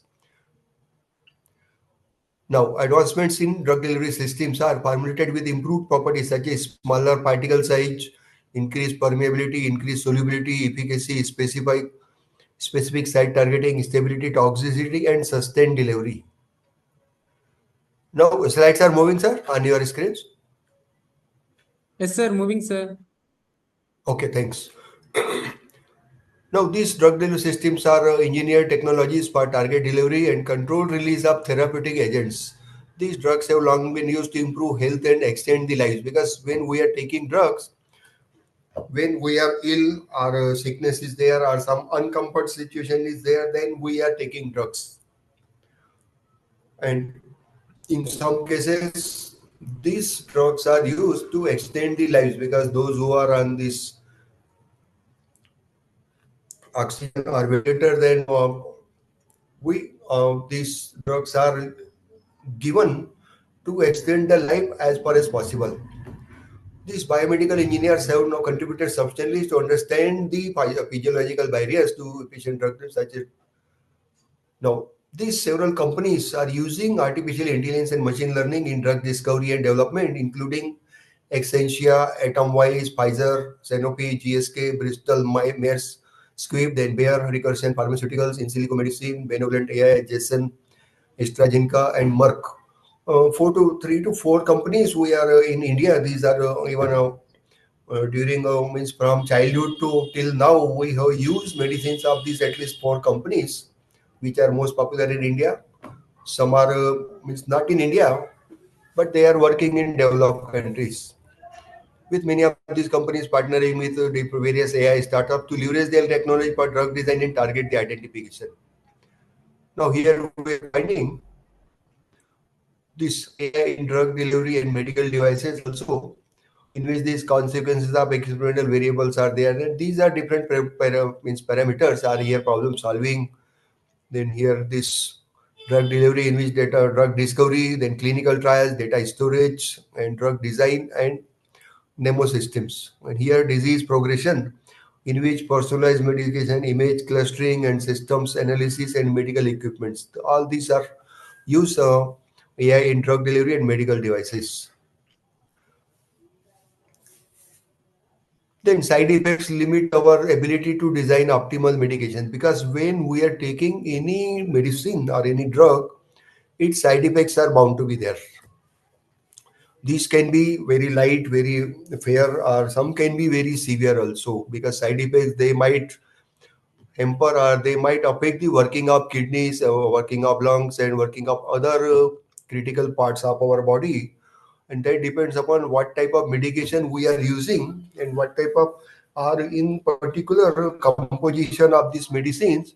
Some light or moderate or mild side effects drugs are also available, but any or some doctors prefer to have immediate and patient request doctors, physicians to I want to this immediate relief, and he is giving heavy doses, just like what we call that heavy doses of drugs. And probably these some of these drugs might have adverse impact on our critical parts of the body. Hence, we should request our doctor and we should adjust or accommodate our pain, slight pain, if, as far as possible. So that, and we should request him ki which is having, you prescribe those drugs or medicines which are having minimum side effects. Doctor knows which is a drug is immediate relief and which it will take after 2 days. And he knows which drug 2 days taking time means it is having mild side effects, negligible side effects. Hence, as that also depends upon our nature of the disease and condition, how much in what condition we are, our patient is. Hence, but as far as possible, we should request our means family doctor or those who are specialist doctor, and we give him advice, ki, sir, you give that so that it will have minimum side effects. Then he will prescribe that only.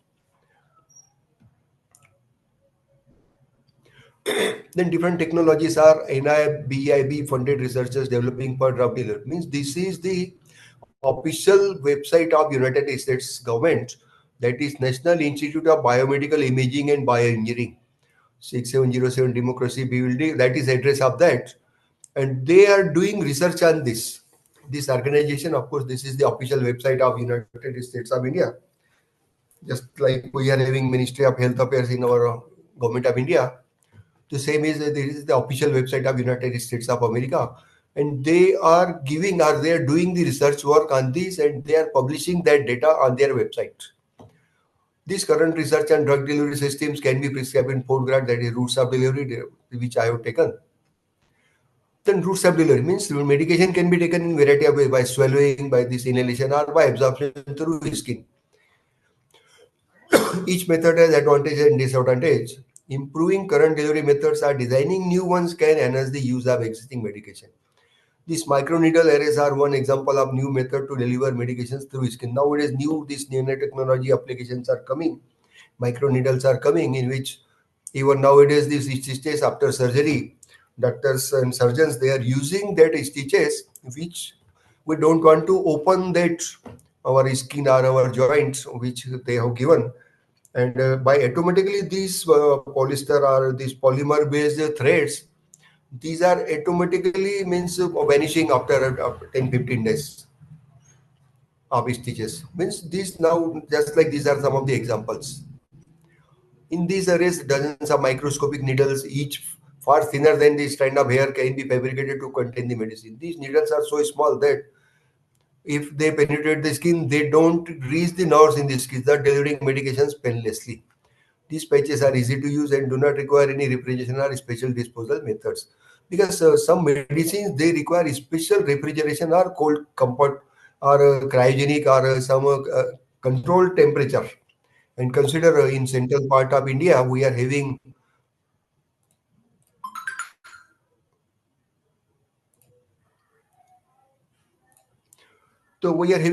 now this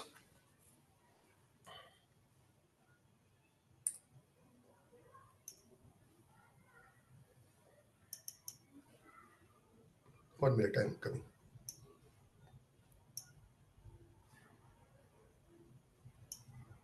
Sir, 1 minute. Yes. Now these patches are easy to use and do not require refrigeration, because in some these refrigerant or these some medicines or some formulations, they require comfortable or controlled temperature. Now take example of central India, in which now during this February to July, we are having somewhat higher temperature as compared to other parts of the country, and hence some medicines, some drugs or some liquids, these are to be kept in fridge or refrigerator under controlled environment, controlled this temperature range. Now these 10 delivery vehicles, biotechnology advances are leading to improved medications and nanotechnology opening new avenues for drug delivery. These NIB funded research have reported promising results in developing a treatment for glioblastoma, a devastating brain cancer. Means this is the name of that disease or that disorder, and that is glioblastoma, which is devastating brain cancer. In rat models of the disease, they have shown that tumors can be penetrated and shrunken when injected with nanoparticles. These nanoparticles target the tumor by delivering an altered gene or suicide gene that is programmed for cell death. This nanoparticle method replaces a type of gene therapy using viruses. On other, these NIB funded researchers are developing a system of drug delivery using type of bacteria that have two-part navigation system, magnetic and oxygen sensing.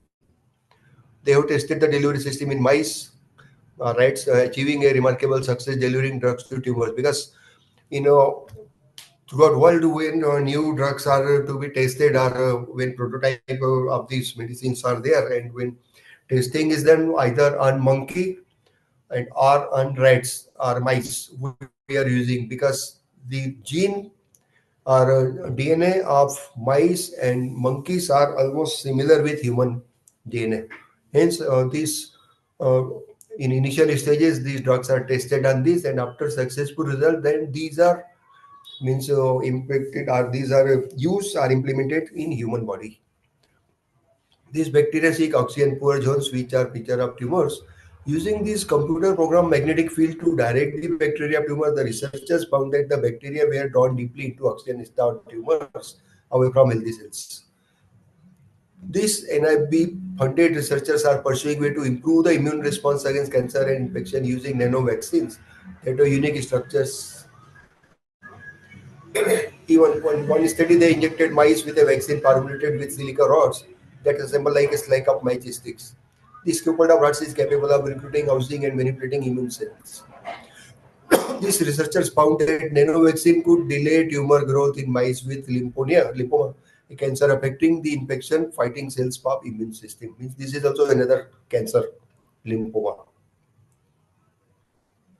In another study, these researchers prolonged the survival of mice with melanoma by treating them with a nanovaccine that combines a bacteria DNA program to trigger an immune response, a nano-sized inorganic substance that helps the nanovaccine remain longer in tumor environments.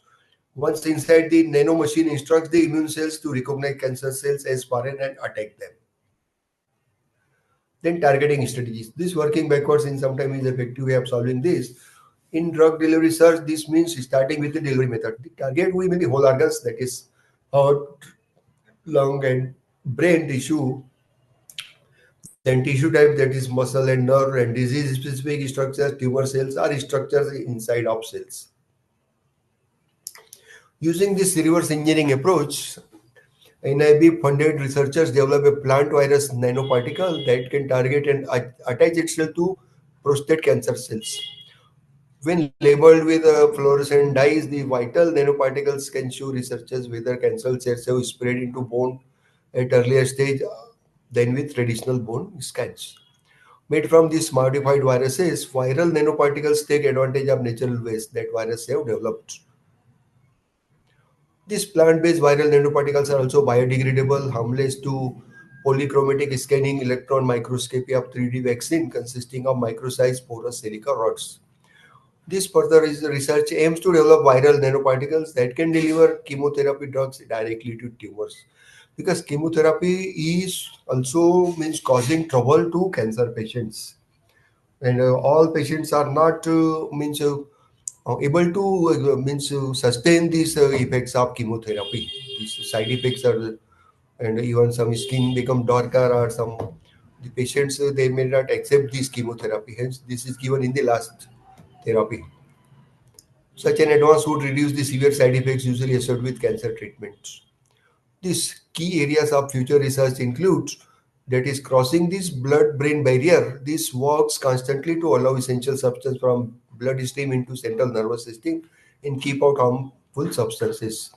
Delivering these drugs into brain is critical to the successful treatment of certain diseases such as brain tumor, Alzheimer's disease, which is in old age or in some after 50. This disease is in common in a majority of the patients, in which the patient forgets what he is having. That is Alzheimer's disease and Parkinson disease. But better methods are needed to cross or bypass this BVP. One method currently under study uses advanced ultrasound technique that disrupt the BVP briefly and safely to medications can target brain tumors directly with no surgery required. Then enhancing this targeted intracellular delivery. Just as the immune system defends the whole body against disease, each cell also has the internal process to recognize and get rid of potentially harmful substances and foreign objects. These foreign agents may include drugs enclosed in targeted delivery vehicles. Hence, researchers work to develop reliable methods of delivering treatments to targeted cells. Ideally, future health care will incorporate small delivery system that can bypass cellular defenses, transport drugs to targeted intracellular sites. Then combining diagnosis and treatment. This full potential of drug system extends beyond this treatment. By using these advanced imaging technologies with targeted delivery, doctors may sometimes be able to diagnose and treat disease in one step. New technology that is called theragnostic, means therapy also and diagnostic also. That is combination of these two words, theragnostic.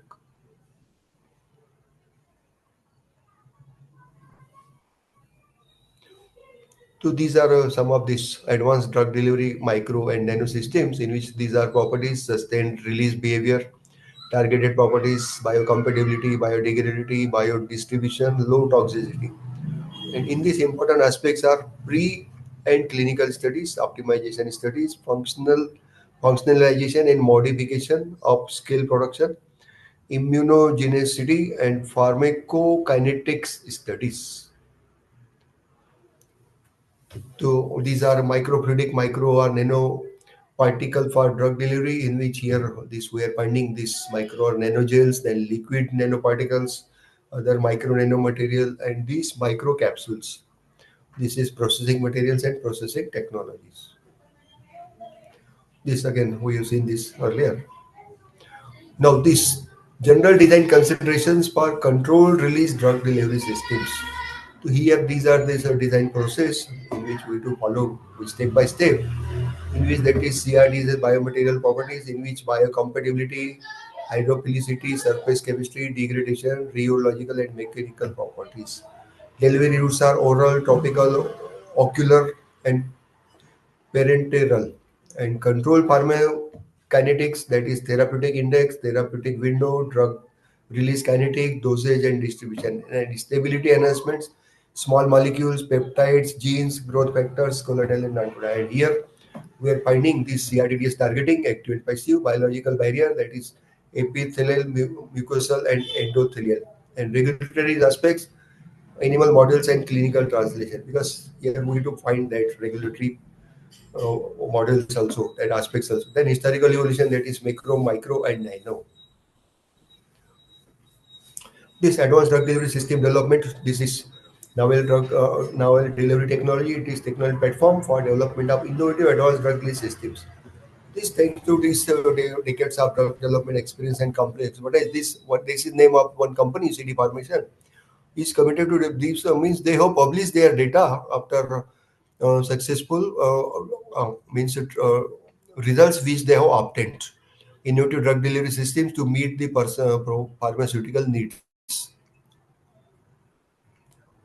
Then why we need this? It is technical system that comprehensively regulates the spatial, temporal, and dose distribution.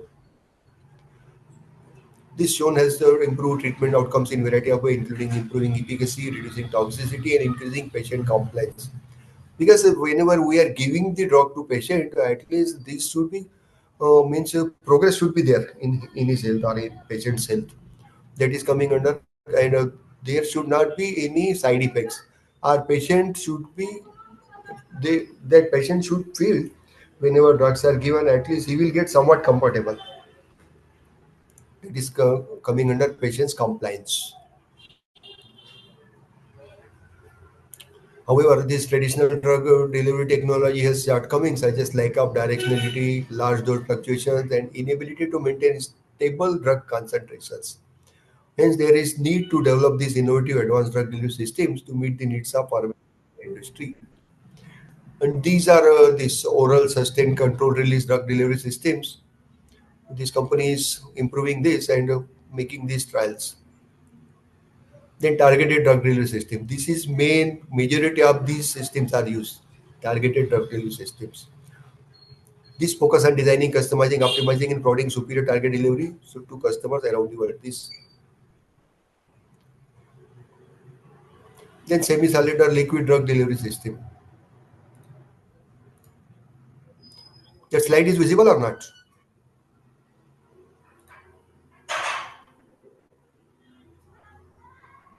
Yes, sir. Slide is visible to you or not?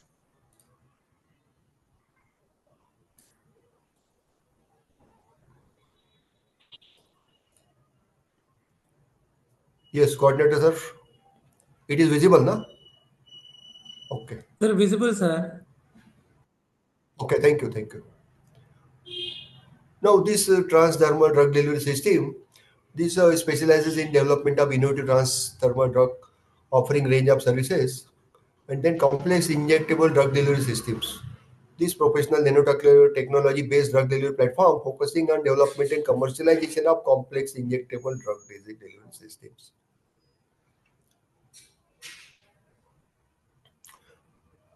Novel delivery technology features targeted delivery design. This allows for targeted delivery of drugs to specific cells or tissues, minimizing the side effects and increasing the effectiveness of treatment through the use of nanoparticles, liposomes, and other carriers that can be designed to release the drug at a specific site. Then controlled release delivery. This allows for drug at a specific rate over prolonged periods, reducing the dosing frequency, improving patient compliance, and maintaining therapeutic drug levels in the body. Non-invasive delivery design. These provide solutions for non-invasive delivery routes such as oral, transdermal, or inhaled delivery, improving patient comfort and compliance and reducing the risk of infection. Because some people may face this problem of side effects of this. They may face some infection because of that one dose or one medicine which is going on. Because these cancer treatment drugs, they are having these type of problems, risk of infection or these allergic reactions are there or other complication associated with invasive procedure. This customer drug delivery design, these customer designs based on customer drug properties, required release rate, required site of action, and route of administration. Then oral sustained and controlled release drug system. These are designed to release drugs over extended period, maintain desired therapeutic concentration in the blood, reduce dosing frequency, and improve patients' compliance. This achieves sustained release of drugs through a variety of technologies such as controlled release films, fusion preparations, microsphere preparations to ensure sustained release of drugs and maintain a stable therapeutic concentration. Then why we should use? This is the most preferred and convenient option. This sustained and controlled release drug delivery system, that is an innovative drug delivery system at present, can use special pharmaceutical preparations or carriers to release the drugs at certain rates. Its core that it can be slowly released over a long period of time after this single administration maintains stable drug level. To these are we have taken these general design consideration of controlled release drug delivery systems. Then these are advantages of oral controlled release drug delivery system: reduce overdose, improve patient compliance, reduce side effects, improve treatment effects, and reduce the frequency of dosing. Means all these are benefit. Means we should, the doctors should give minimum doses. Means where we can reduce frequency of doses, because we have seen that when doctor is prescribing any medicine, some medicine can be 3 times a day, some can be 2 times a day, some can be once a day, some can be alternative day, or some can be weekly. So that depends upon frequency of the dosing, and that depends upon how patient is compliant or responding to that effect. Then these sustained and control release oral formulations. These are regular extended release tablets for daily dosing, multi-unit formulations for extended control release, entering coated tablets, then gastric suspension tablets, sustained release capsules, entry coated capsules, orally disintegrating tablets, ODT, modified release tablets, or MD also, mouth dissolving tablets are also coming. Just you keep that on your tongue and it will dissolve immediately. And double layer skeleton tablets. Then these technical methods are there, metric system. In this method, the drug is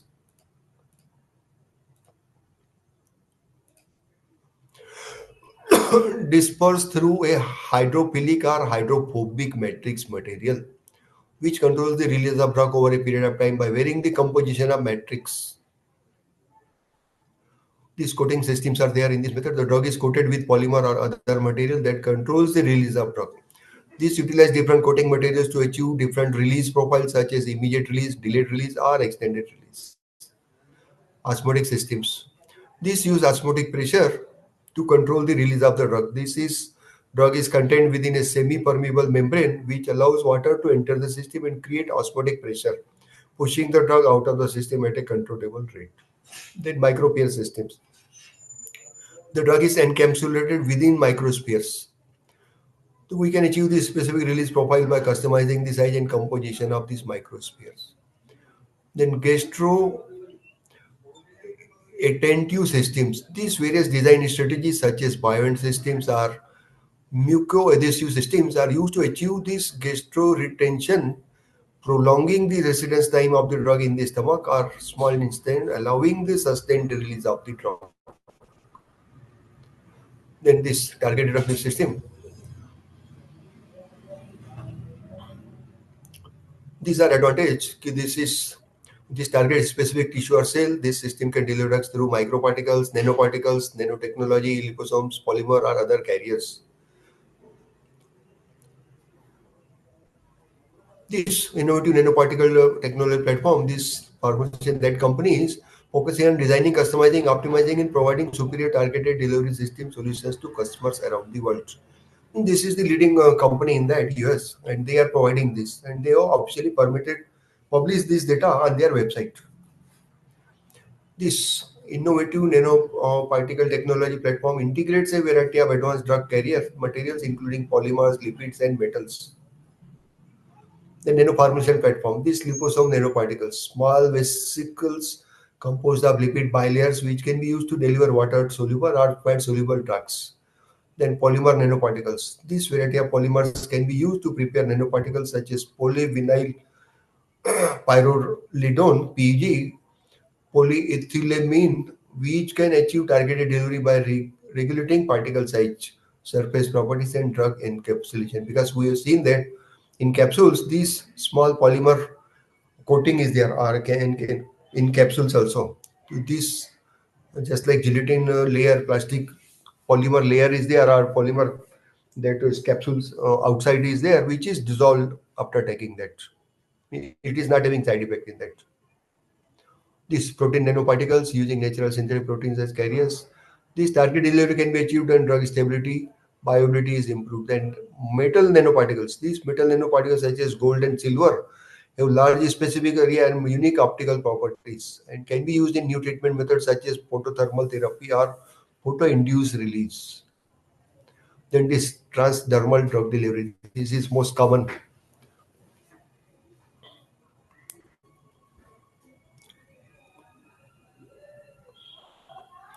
The use of systems can overcome the disadvantages associated with other delivery routes, that is oral parenteral, including achieving long-term and stable release of drugs, avoiding drug degradation and digestion in the digestive tract, and reducing the first pass effect of the liver.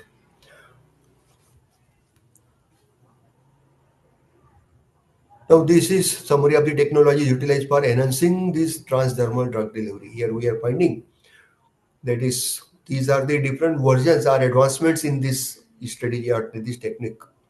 In first generation, no patch system, liquid spray, gel, cream, and other topical formulation. In second generation, these come drugs, vehicle infusion, then vesicle and particles, stratum corneum modification, then energy-driven methods, and stratum chromium bypass. And these are coming in second generation. And in third generation, these are coming, that is combination prolonged with electroporation, then liposome or analogous nanoparticles combined with micro needles, then chemical enhancers combination biochemical enhancers, and electroporation, sonophorels, thermal ablation, and micro needles, microcision tape stripping. So these are coming under enhanced transdermal drug delivery. This is the third generation, means at present which is going on. In all these are development stages. These transdermal patches are preparations for drug is dispensed in hydrophilic or hydrophobic matrix. Then membrane controlled transdermal patches, these drugs and penetration enhanced wrapped in reservoir formed. Then matrix diffusion controlled transdermal patches, the patches that is dispersed in matrix, and matrix controls the release of the drugs. Then semi-solid dosage forms. Semi-solid dosage is semi-solid state or semi-solid liquid mixture. Usually exists in the form of gels, ointments, patches, suppositories, and consists of one or more active ingredients dissolved or evenly dispersed in suitable matrix. Then the semi-solid formulation development capabilities, it includes hydrogel, non-hydrogel, oranogel, thermosensitive gel, pH sensitive gel, because pH value is also affecting pH value of our stomach and body. This is also affected. This is also one of the factors. Then cream or lotion dosage, that is water in oil or oil in water, that depends upon that. Then ointment dosage form. I will show you now one video where we can see how this is new developments are going on, and it will be somewhat easier to understand what developments are taking place in different parts of the world. Yes, it is visible to you. You wake up one morning and you feel a little bit sick. So you go to the doctor and he tells you that you have this disease and you need to take this specific medication for the treatment. Sir, You should visible, take sir. 1 hours for 2 weeks. So the question is, why exactly you should take the same medication every time? To answer this question, first you need to take a look at what exactly happens after you take your medication. First, you need to know that we have different routes of administration, which means there are different ways for the drug to enter your body and get into your bloodstream. So the circulatory system would help the drugs distribute in your body until they reach their target. So if you inject the drug, the concentration of the drug in your blood or plasma would increase rapidly. But after that, your body tries to eliminate it right away by metabolizing it with the help of your liver, and its waste products would excrete it with the help of the kidneys. Now, if you take the drug orally, it needs a little bit more time to go to your stomach and absorb into your bloodstream. In either of those ways, the drug should be in a specific range of concentration in your blood to be effective, which we call the therapeutic window. So if the drug concentration goes below this, it isn't effective anymore.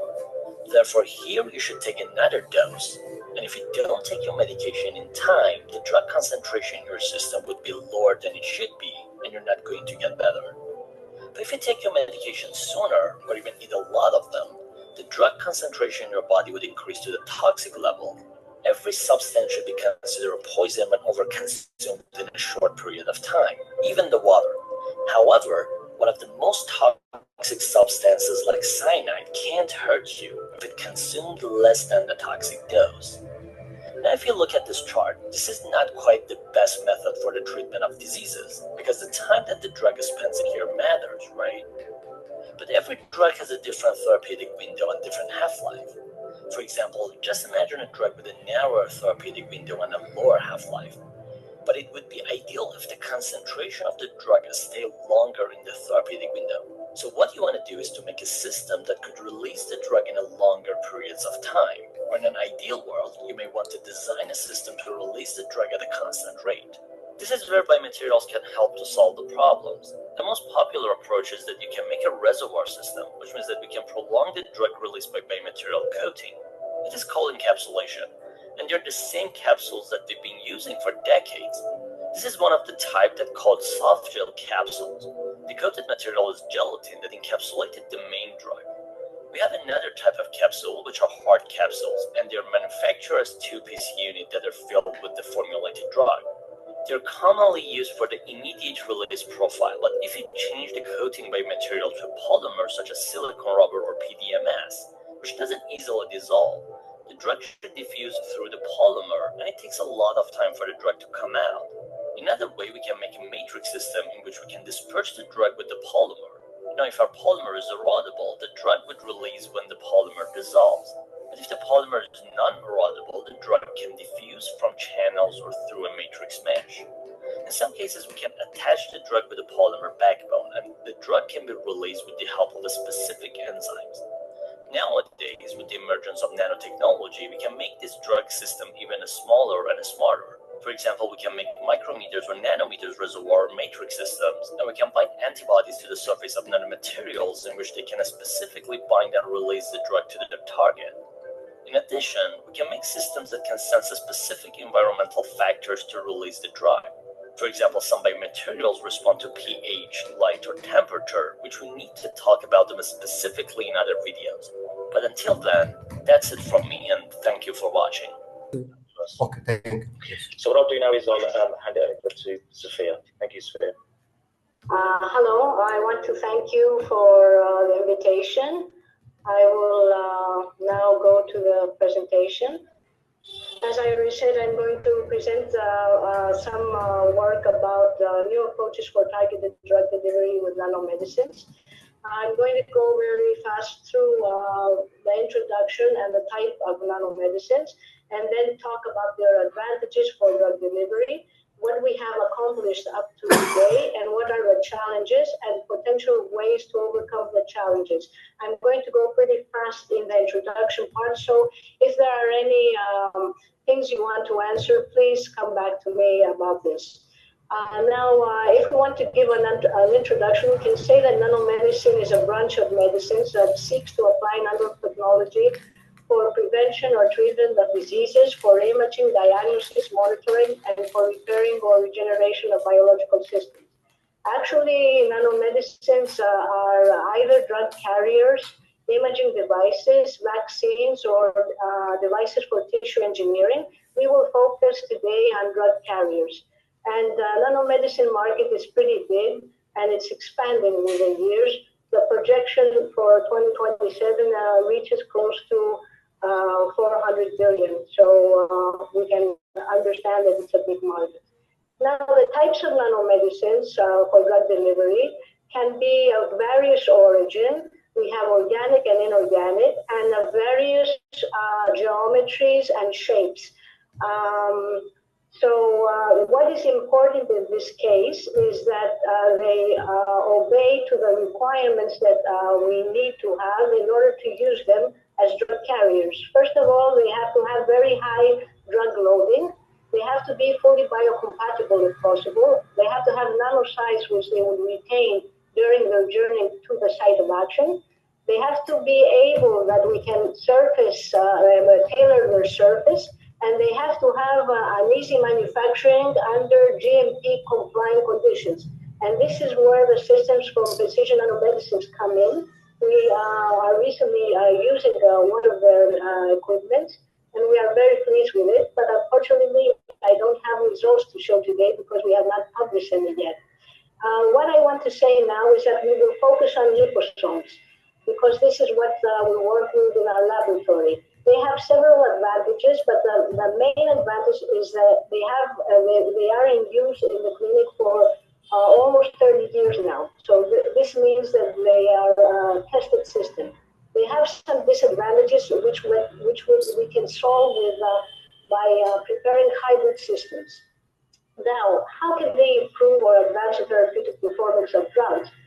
First of all, by protecting the drug from harsh environments, either at the site of administration or at the site of action, and also protect the site of action, the cells over there, from very high concentrations of drug, which in some cases may be toxic, by controlling the drug release from the system.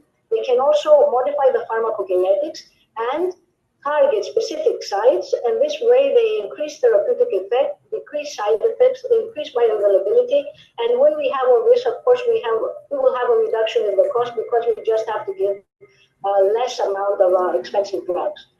Now I will show some examples from our work through the previous years, how liposomes can protect, or this kind of nanomedicines can protect molecules, as for example, the protection of curcumin from chemical degradation, how we can control or sustain the release of drugs, and further down I will give examples about targeting. Here we see some example about the protection of curcumin degradation in serum at 37 degrees. And we see that if curcumin is plain, or even if it's incorporated in cyclodextrin complexes, it degrades very fast, as we see in this left side graph. But when we go here, we see that liposomes can expand the period that curcumin is stable in serum, and we can have a very high increase in bioavailability. So this is one example. And now we go to some examples about sustained release. We can sustain the release of drugs by incorporating them into liposomes and incorporating the liposomes then in different types of hydrogels, which may be thermosensitive or pH sensitive, and they can also be in situ forming. So here we see the example of dispersion the drug itself in, which is calcium in this case, in gels, whereas when we put the calcium in liposome and put the liposomes in gels, as we can see, we can have a slower release from the system. This is from some earlier work that we did in our lab. Another example is with this pH sensitive gel, and when we have the plain liposomes, we see that calcium is released quite fast. At 5 days, we have almost a zero order, but 100% release. But when we put the liposomes in the polymer, which is a pH sensitive actually polymer, we can control the release, which is zero order. But we can control by manipulating or using different concentration of polymer. So we also have some examples from our lab when we use liposomes as drug delivery systems on surfaces. So we can immobilize them on surfaces, in this case metallic surfaces, and increase the hemocompatibility in case we want to put them on metallic stents, let's say. So here we see that the hemocompatibility of these surfaces was increased highly when we added heparin in the liposomes and immobilized the liposomes on plasma-treated surfaces. Another example, similar, is when by adding topramycin liposomes on surfaces and making these surfaces have antimicrobial properties. So we see that the bacteria cannot adhere at these surfaces, whereas in the control surfaces, we have high adhesion of bacteria. Now let's go into the actual accomplishments in the field. We have many liposomal drugs and other nanomedicine drugs in the market today. But most of them work with the EPR effect, which maybe you know, it's the effect that small particles, nanoparticles, can go at higher extent to cancer cells because of the leaking vasculatures that they have in tumors. So this way, we may say that we have actually passive targeting. When we want to have active targeting, we have to have ligands that are that have receptors that are overexpressed on the target cells in order to have a higher and active targeting system for our cells or tissues. But when we ask the question, has active targeting been actually translated in the clinic? The answer is no. We see that we have a lot of FDA-approved nanomedicines. However, the ones that are actively targeted are still in clinical trial phase, and they are not translated. This can be attributed to the proteins that adhere on the surface when they circulate in the blood, the protein corona, as they say it, and several other factors have been implicated, like the expression of receptors, the location of the proteins on the cells, the size, the shape, the charge of the nanomedicines, the ligand density, the internalization medicine, many factors. However, up to today, we could not overcome these problems, and we have a very huge bottleneck in the field. So I'm going to show you some examples about ways to overcome this bottleneck. The first couple of ways are by increasing the targeting potential, and I will also show some other approaches as exploring different routes of administration or getting inspired by nature. Now, to increase the targeting potential, we can add on the nanomedicines different ligands that are targeting different receptors. So at the same time, we can target 2 or more receptors with one nanomedicine nanoparticle. Or we can add an additional function as magnetic field or ultrasound.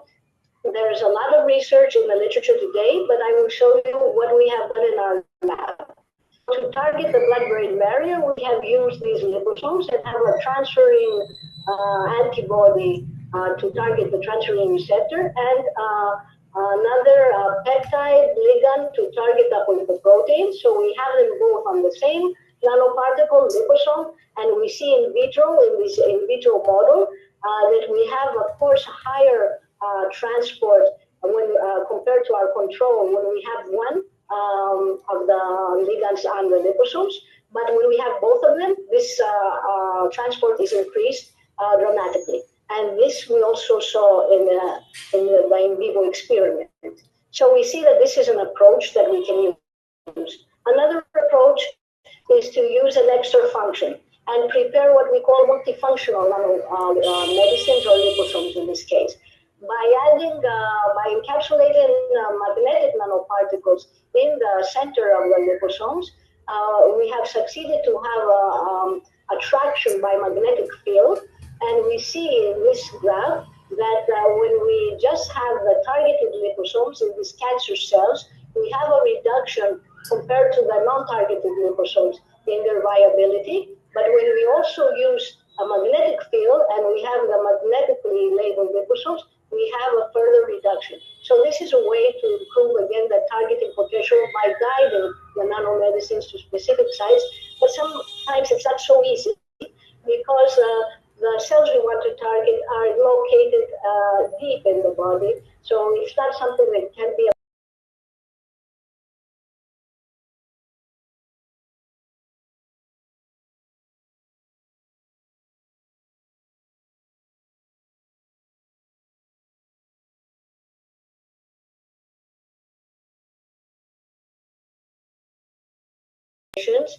for intravitreal injection of the drugs that have to stay for longer periods because the injection is not so easy to do. So you want to decrease the frequency of injection, and you want your drug to stay there, bioavailable for a long period of time.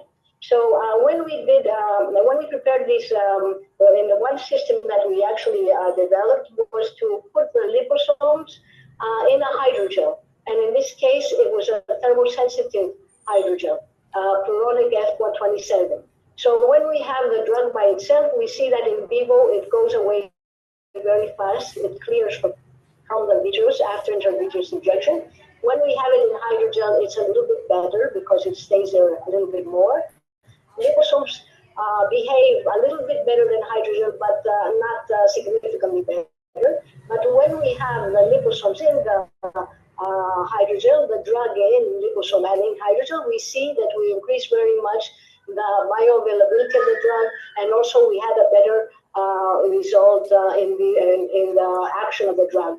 And another system that we developed is this liposome aggregate platform, which, as we see over here, is actually composed of negatively charged liposomes, which are mixed with a positively charged molecule. In this case, we used protamine, and we get this kind of aggregates. And when we do this and inject these kind of systems for non-steroidal anti-inflammatory drug that is clearing very fast from the ocular cavity, we see that we can get a huge increase in the bioavailability, and this is seen for longer time points over here. What was very important was also that by confining the drug, the high concentration of drug in this lab system, we had a decreased inflammatory effect in the ocular tissues. So this was also a very interesting and important effect, advantage, let's say, of these kind of systems. So we see that if we go to topical application, we may have a better therapeutic effects. Another route of administration that we tested in the past is the intrapleural injection. In this case, we saw that when we inject intrapleurally liposomes, they stay in the cavity for long periods of time. Up to 24 days, we have very high signal. But when we go, and this can be controlled by different lipid composition of the liposomes. But the most important was that when we injected with these type of liposomes, non-tumor inoculated and tumor inoculated mice, while in the first case we saw that some hours after injection, we have a lot of drug going out and going to the liver and leaving the lungs. When we worked with the tumor inoculated ones, we see that a lot of the signal is actually in the tumors, and some is still in the lungs, maybe in tumors that we cannot really separate from the lung tissue because they were very difficult to separate. Part I wanted to talk about was about getting inspired from nature. Hello, this video is coming or not? We have heard about extracellular vesicles and exosomes. Yes, sir. Video is coming, no? Coming, sir. Okay. And how to use them in drug delivery. Many people are trying to do that now. It's a very hot subject in the drug delivery field. I have to say that exosomes are actually vesicles that are prepared, that are developed in the cells, and they go from one cell to another, transferring the compounds between them. And in some cases, the two different cells are located in far apart tissues in the body. They are also implicated in metastases from one tissue to another of cancer. So somehow they manage to get into the cancer cells or into other types of cells. So it's very important to see if we can use them for drug delivery. The problem is that it's there's a very low yield when you try to isolate them. So some people propose to use whole cells to prepare vesicles because the surface of the exosome is actually similar to the surface of the cell. When we see what the exosomes are composed by compared to liposomes, we see that they are very similar, only that the liposomes usually have a PEG coat to avoid uptake by the RES and fast accumulation in liver and spleen, while the exosomes have a lot of proteins in their bilayer, and this is what guides them probably to the specific cell types that they have organotropism for. So what we try to do here is to see if we can use these kind of cellular vesicles to target the brain. And we prepared vesicles from different types of cells, from the same brain cells that we used in this in vitro model of the blood-brain barrier, from cancer cells, B16 cells, and also from normal cells.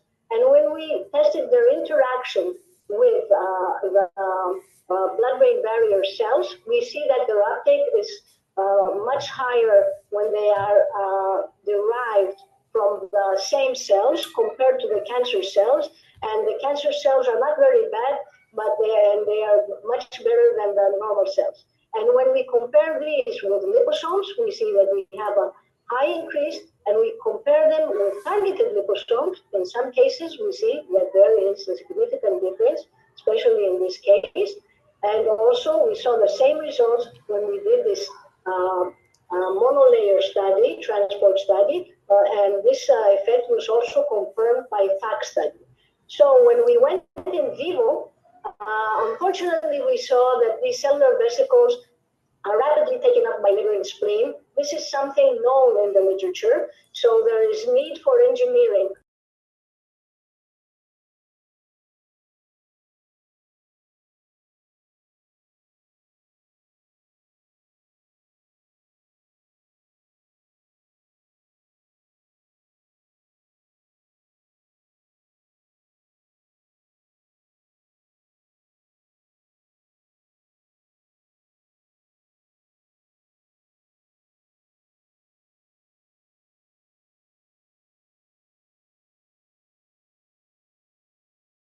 Now, this I have shown these two videos intentionally so that we should have actual picture or actual research what is going on in different parts of the world.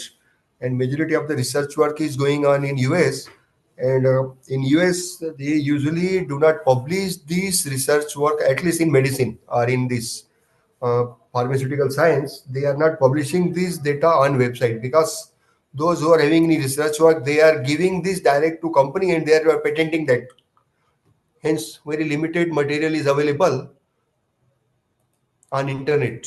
And this research work which the madam has shared, it is their PhD work, and in one webinar they have shared this. But in US means very rare these actual results are shared for public purpose, because majority of these are now patentable items. Now, these are innovative technology for complex injectable drug delivery system development in this micro encapsulation technology. That is, this technology that encapsulate active ingredients in protective shells, which can improve stability and bioavailability of injectable suspension. This polymer-based nanoparticle technology can encapsulate drugs in polymer mechanisms to enhance the drug stability and deliver therapeutic agents to specific target sites in the body. Based on this cholesterol phospholipid nanoemulsions technology, encapsulate poorly water-soluble drugs in oil phase to improve bioavailability, which using very small amounts of organic solvents and surfactant to enhance the efficacy. These are some of the challenges of topical delivery, or what this permeability challenge, in which that stratum corneum is there, then side effects, that is irritation and allergic reaction and erythema, then physiochemical challenges, that is low aqueous solubility and high log B, and chemical challenges, that is pH dependent instability and photosensitivity. So these different challenges we have to overcome, and means consider that when drug is to be prescribed to specific patients. Here challenges of implantable deliveries, that is ocular toxicity, then polymer drug interaction, burst release, invasive in delivery, ocular irritation, duration of drug release, restriction of implant shape and size, drug permission across occur barriers, and ocular drug viability and dose dumping and poor patient acceptance. These are various factors that could affect drug release rate from ocular implant. That is amount of drug loaded. Of course, that depends upon this age of the patient also, and severity of the disease, how much it is. Then polymer type and composition, then rate of water absorption into polymer matrix, rate of matrix degradation, crystallinity of matrix, then molecular weight of polymer, solubility of drug, and surface area of implants.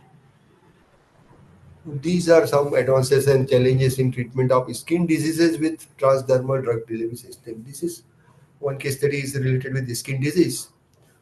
These skin diseases are among the most prevalent non-fatal conditions worldwide. This transdermal drug delivery system has emerged as a promising approach for treating drug disease, owing to its numerous advantages such as high bioavailability, low systemic toxic efficacy and improve patients' compliance.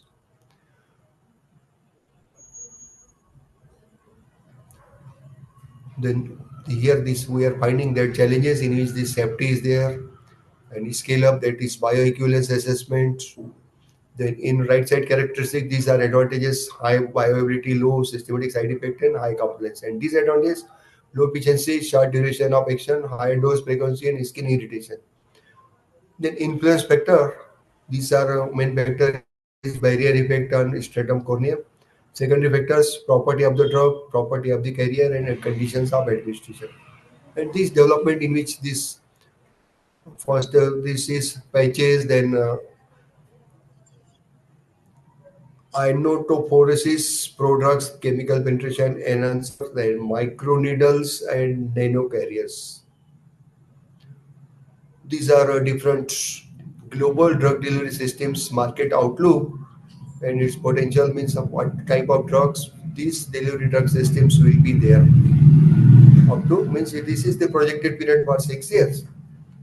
That is magnetic nanoparticles are there, then nilosomes, then nanospheres, micellars, nanocapsules, then nanoshells, solid lipid nanoparticles, dendrimers, and gold nanoparticles and liposomes.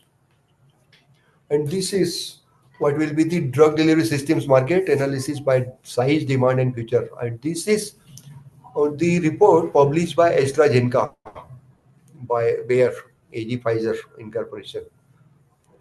Means they have forecasted and they have done this study and projected this by next 3 years, by 2028. This global report shows the details related to most dominant players in the globe, along with contents. This data is given next page. Various data and detailed analysis collected from various trusted institutions of global drug delivery systems are presented in this report. This is the report published in that, in which these are the major players in drug delivery systems market. That is Bayer AG, Pfizer Incorporation, Novartis AG, Amgen, Johnson & Johnson, Baxter International, Boston Scientific Corporation, and Becton. And this is by markets breakdown by type.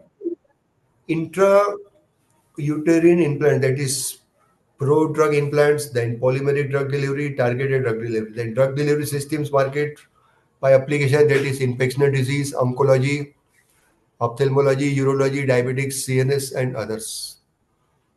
Then why we should study this report? Means this is for researchers or those who are seriously working in this market, pharmaceutical market, and why they should study. Because I am also recommending you, those who are in pharmacy are interested in this field, they should read this report, because this is officially declared by this Bayer company, and they have done this, and they have uh, published this data with solid proof and after their study and research, and hence it is, and we are getting ready-made report.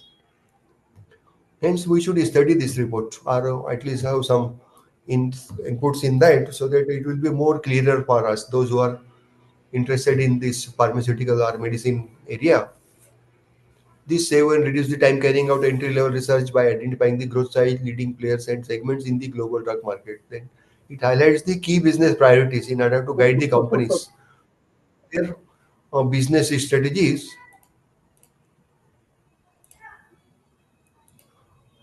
Even those who are in marketing side in this pharmaceutical, MR, medical representatives are there, or some executives in this can be those who are MBA or some engineering discipline.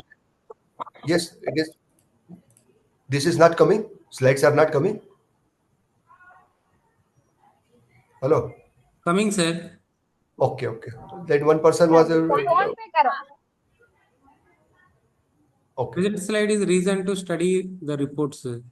Yes, yes. On this, I am next slide. I am going to change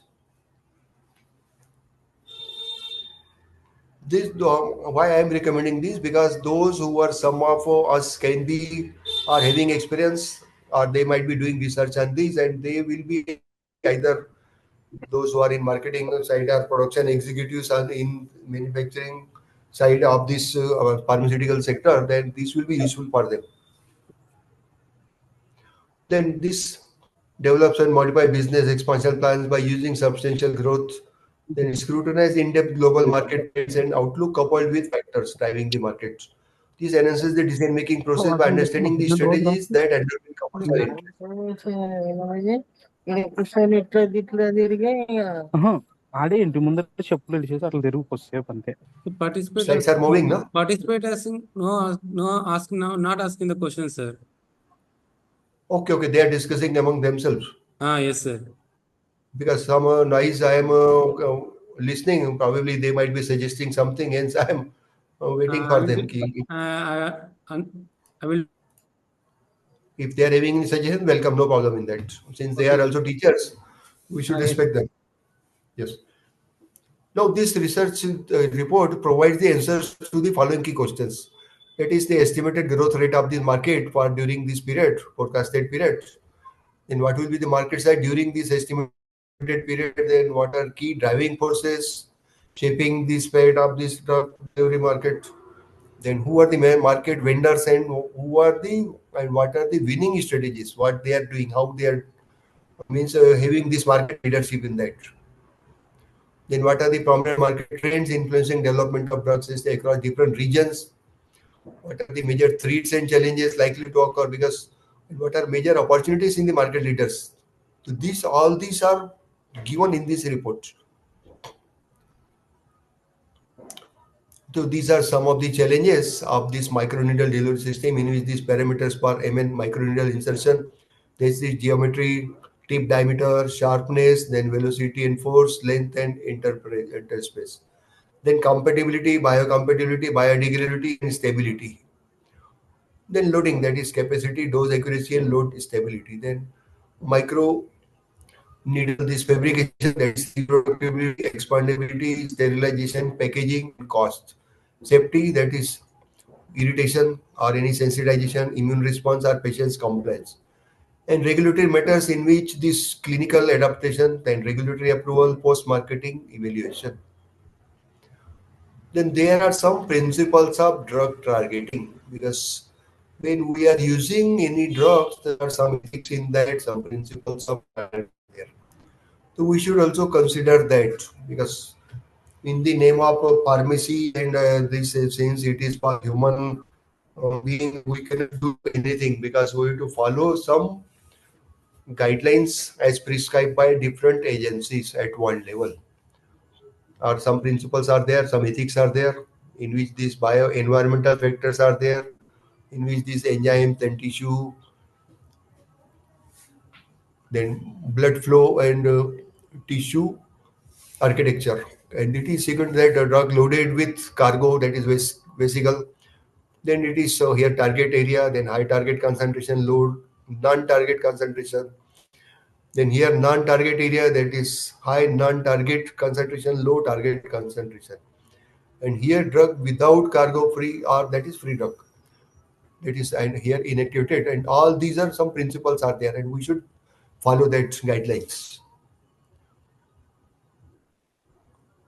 So this is what will be future of drug delivery market, in which here we are finding next generation drug delivery for chronic diseases will be there, in which long-acting delivery for biologics or hydrophilic drug, and long-acting delivery in stomach or gate via oral routes. Then AI-based algorithms to predict a structure property relationship, because nowadays artificial intelligence, machine learning, these algorithms are used in almost every field of our life, day-to-day working, in almost all areas of human being. These AI and ML have find so enormous potential and applications at present, and it is increasing day by day. We are having that separate topic for this AI and ML in this drug delivery market, that will be covered in next lecture after 2 days. But this is having good potential in this. Then control drug release at specific organs, then drug delivery, nano micro robots are there. Then here that building personalized therapies, in which identify optimal physiochemical properties of drug, then surface functional groups, surface change, size and mechanical properties. And here enhance targeting efficiency at tissue and cellular levels. So In this, these are different vital organs in which we are brain, lungs, stomach, GI tract, liver, cell-specific delivery is there, and all these are here. We are finding these physiological barriers limit the delivery efficiency, and here burst release in drug deposits leading to frequent dosing. Here a large variation in drug response, and here lack of real-time monitoring and combinational understanding. All these parameters are there in future of drug delivery. So I will show one more slide that is of 3 minutes video, which we can see how this targeted drug delivery is used for brain disorders. Yes, this is coming on your screen. Sir, not coming, sir. 1 minute, 1 minute. I'm sharing this. 1 minute. Or even we are seeing these cases for first time, hence. But whatever is going on, we have taken these from latest sources, latest official websites of these pharmaceutical companies and medicine or medical institutions, or even one case study we have seen in video, in which that madam has shared her research experience, research analysis, and that is the her means a student's scholars PhD topic, and in US universities they have to publish this online. Hence, this was officially means we can download that and we can see that, share that. Otherwise, majority of the parts in medicine field, these are totally patentable items. Hence, we cannot even, they are not publishing on online. Means if it is not available, then we cannot download that. Whatever is available, we have taken. So I think whatever I have shared, you might have got at least 20-30%, you might got the idea what is going on. And definitely this will not be any problem of indigestion of these contents, considering this medical terminology. Now, from my side, it is okay. In case any experts or any person, teachers are having any doubts or further suggestions, well, even in chat box, I'm seeing some biotechnology background, chemistry background, pharmacy background are there. But I'm telling you, even though majority of us, means nearly 90% of us are from technical background, engineering background, but this simple terminology, as far as possible, I have tried in simple forms. This will not be any difficulty in understanding this, what is going on in this research or in experimental work in that throughout world level. So this is of course, these some words will be totally technical that will be understood only by these pharmacy people or biotechnology people. But remaining almost, I think this will be understood by all teachers. In case any of difficulty or any suggestions are there, welcome. So I will share one of these chat box. Of course, this I have to share these slides, but as per AICTE and ATAL norms, we have to share only 25 slides. I will give you, after this session is over, I will give 25 slides to coordinator and you will share with all participants. Because it is condition, share only 25 to 30 slides, not whole slides. So whichever is of use for all purpose and all aspects are covered, I will select that slides and I will share that. Within half an hour, you will be shared with coordinators. They will give you. Now it's vote of thanks to Mr. 𝐀𝐝𝐶𝐬. So we extended our heartful thanks, Dr. Ashok Matani sir, for enlightening and sharing your expertise on drug delivery challenges, future direction. We appreciate the time you took to share your knowledge with us that will be shape future innovations. Thanks a lot, sir. Okay, thank you. Should I leave? Thank you, Of sir. course, we have crossed 6 minutes. We have invested 6 minutes more of the participants. They might be cursing why 6 minutes have gone, but no problem in that. Because the dinner time is yet nearly 9:30 to 10. We are taking dinner. Hence, I think you are in comfortable zone, not mouse or rats are struggling in your stomach, I think. No problem, sir. Yes, yes. Okay, thank you. Yes, good night. Okay, thank you, sir.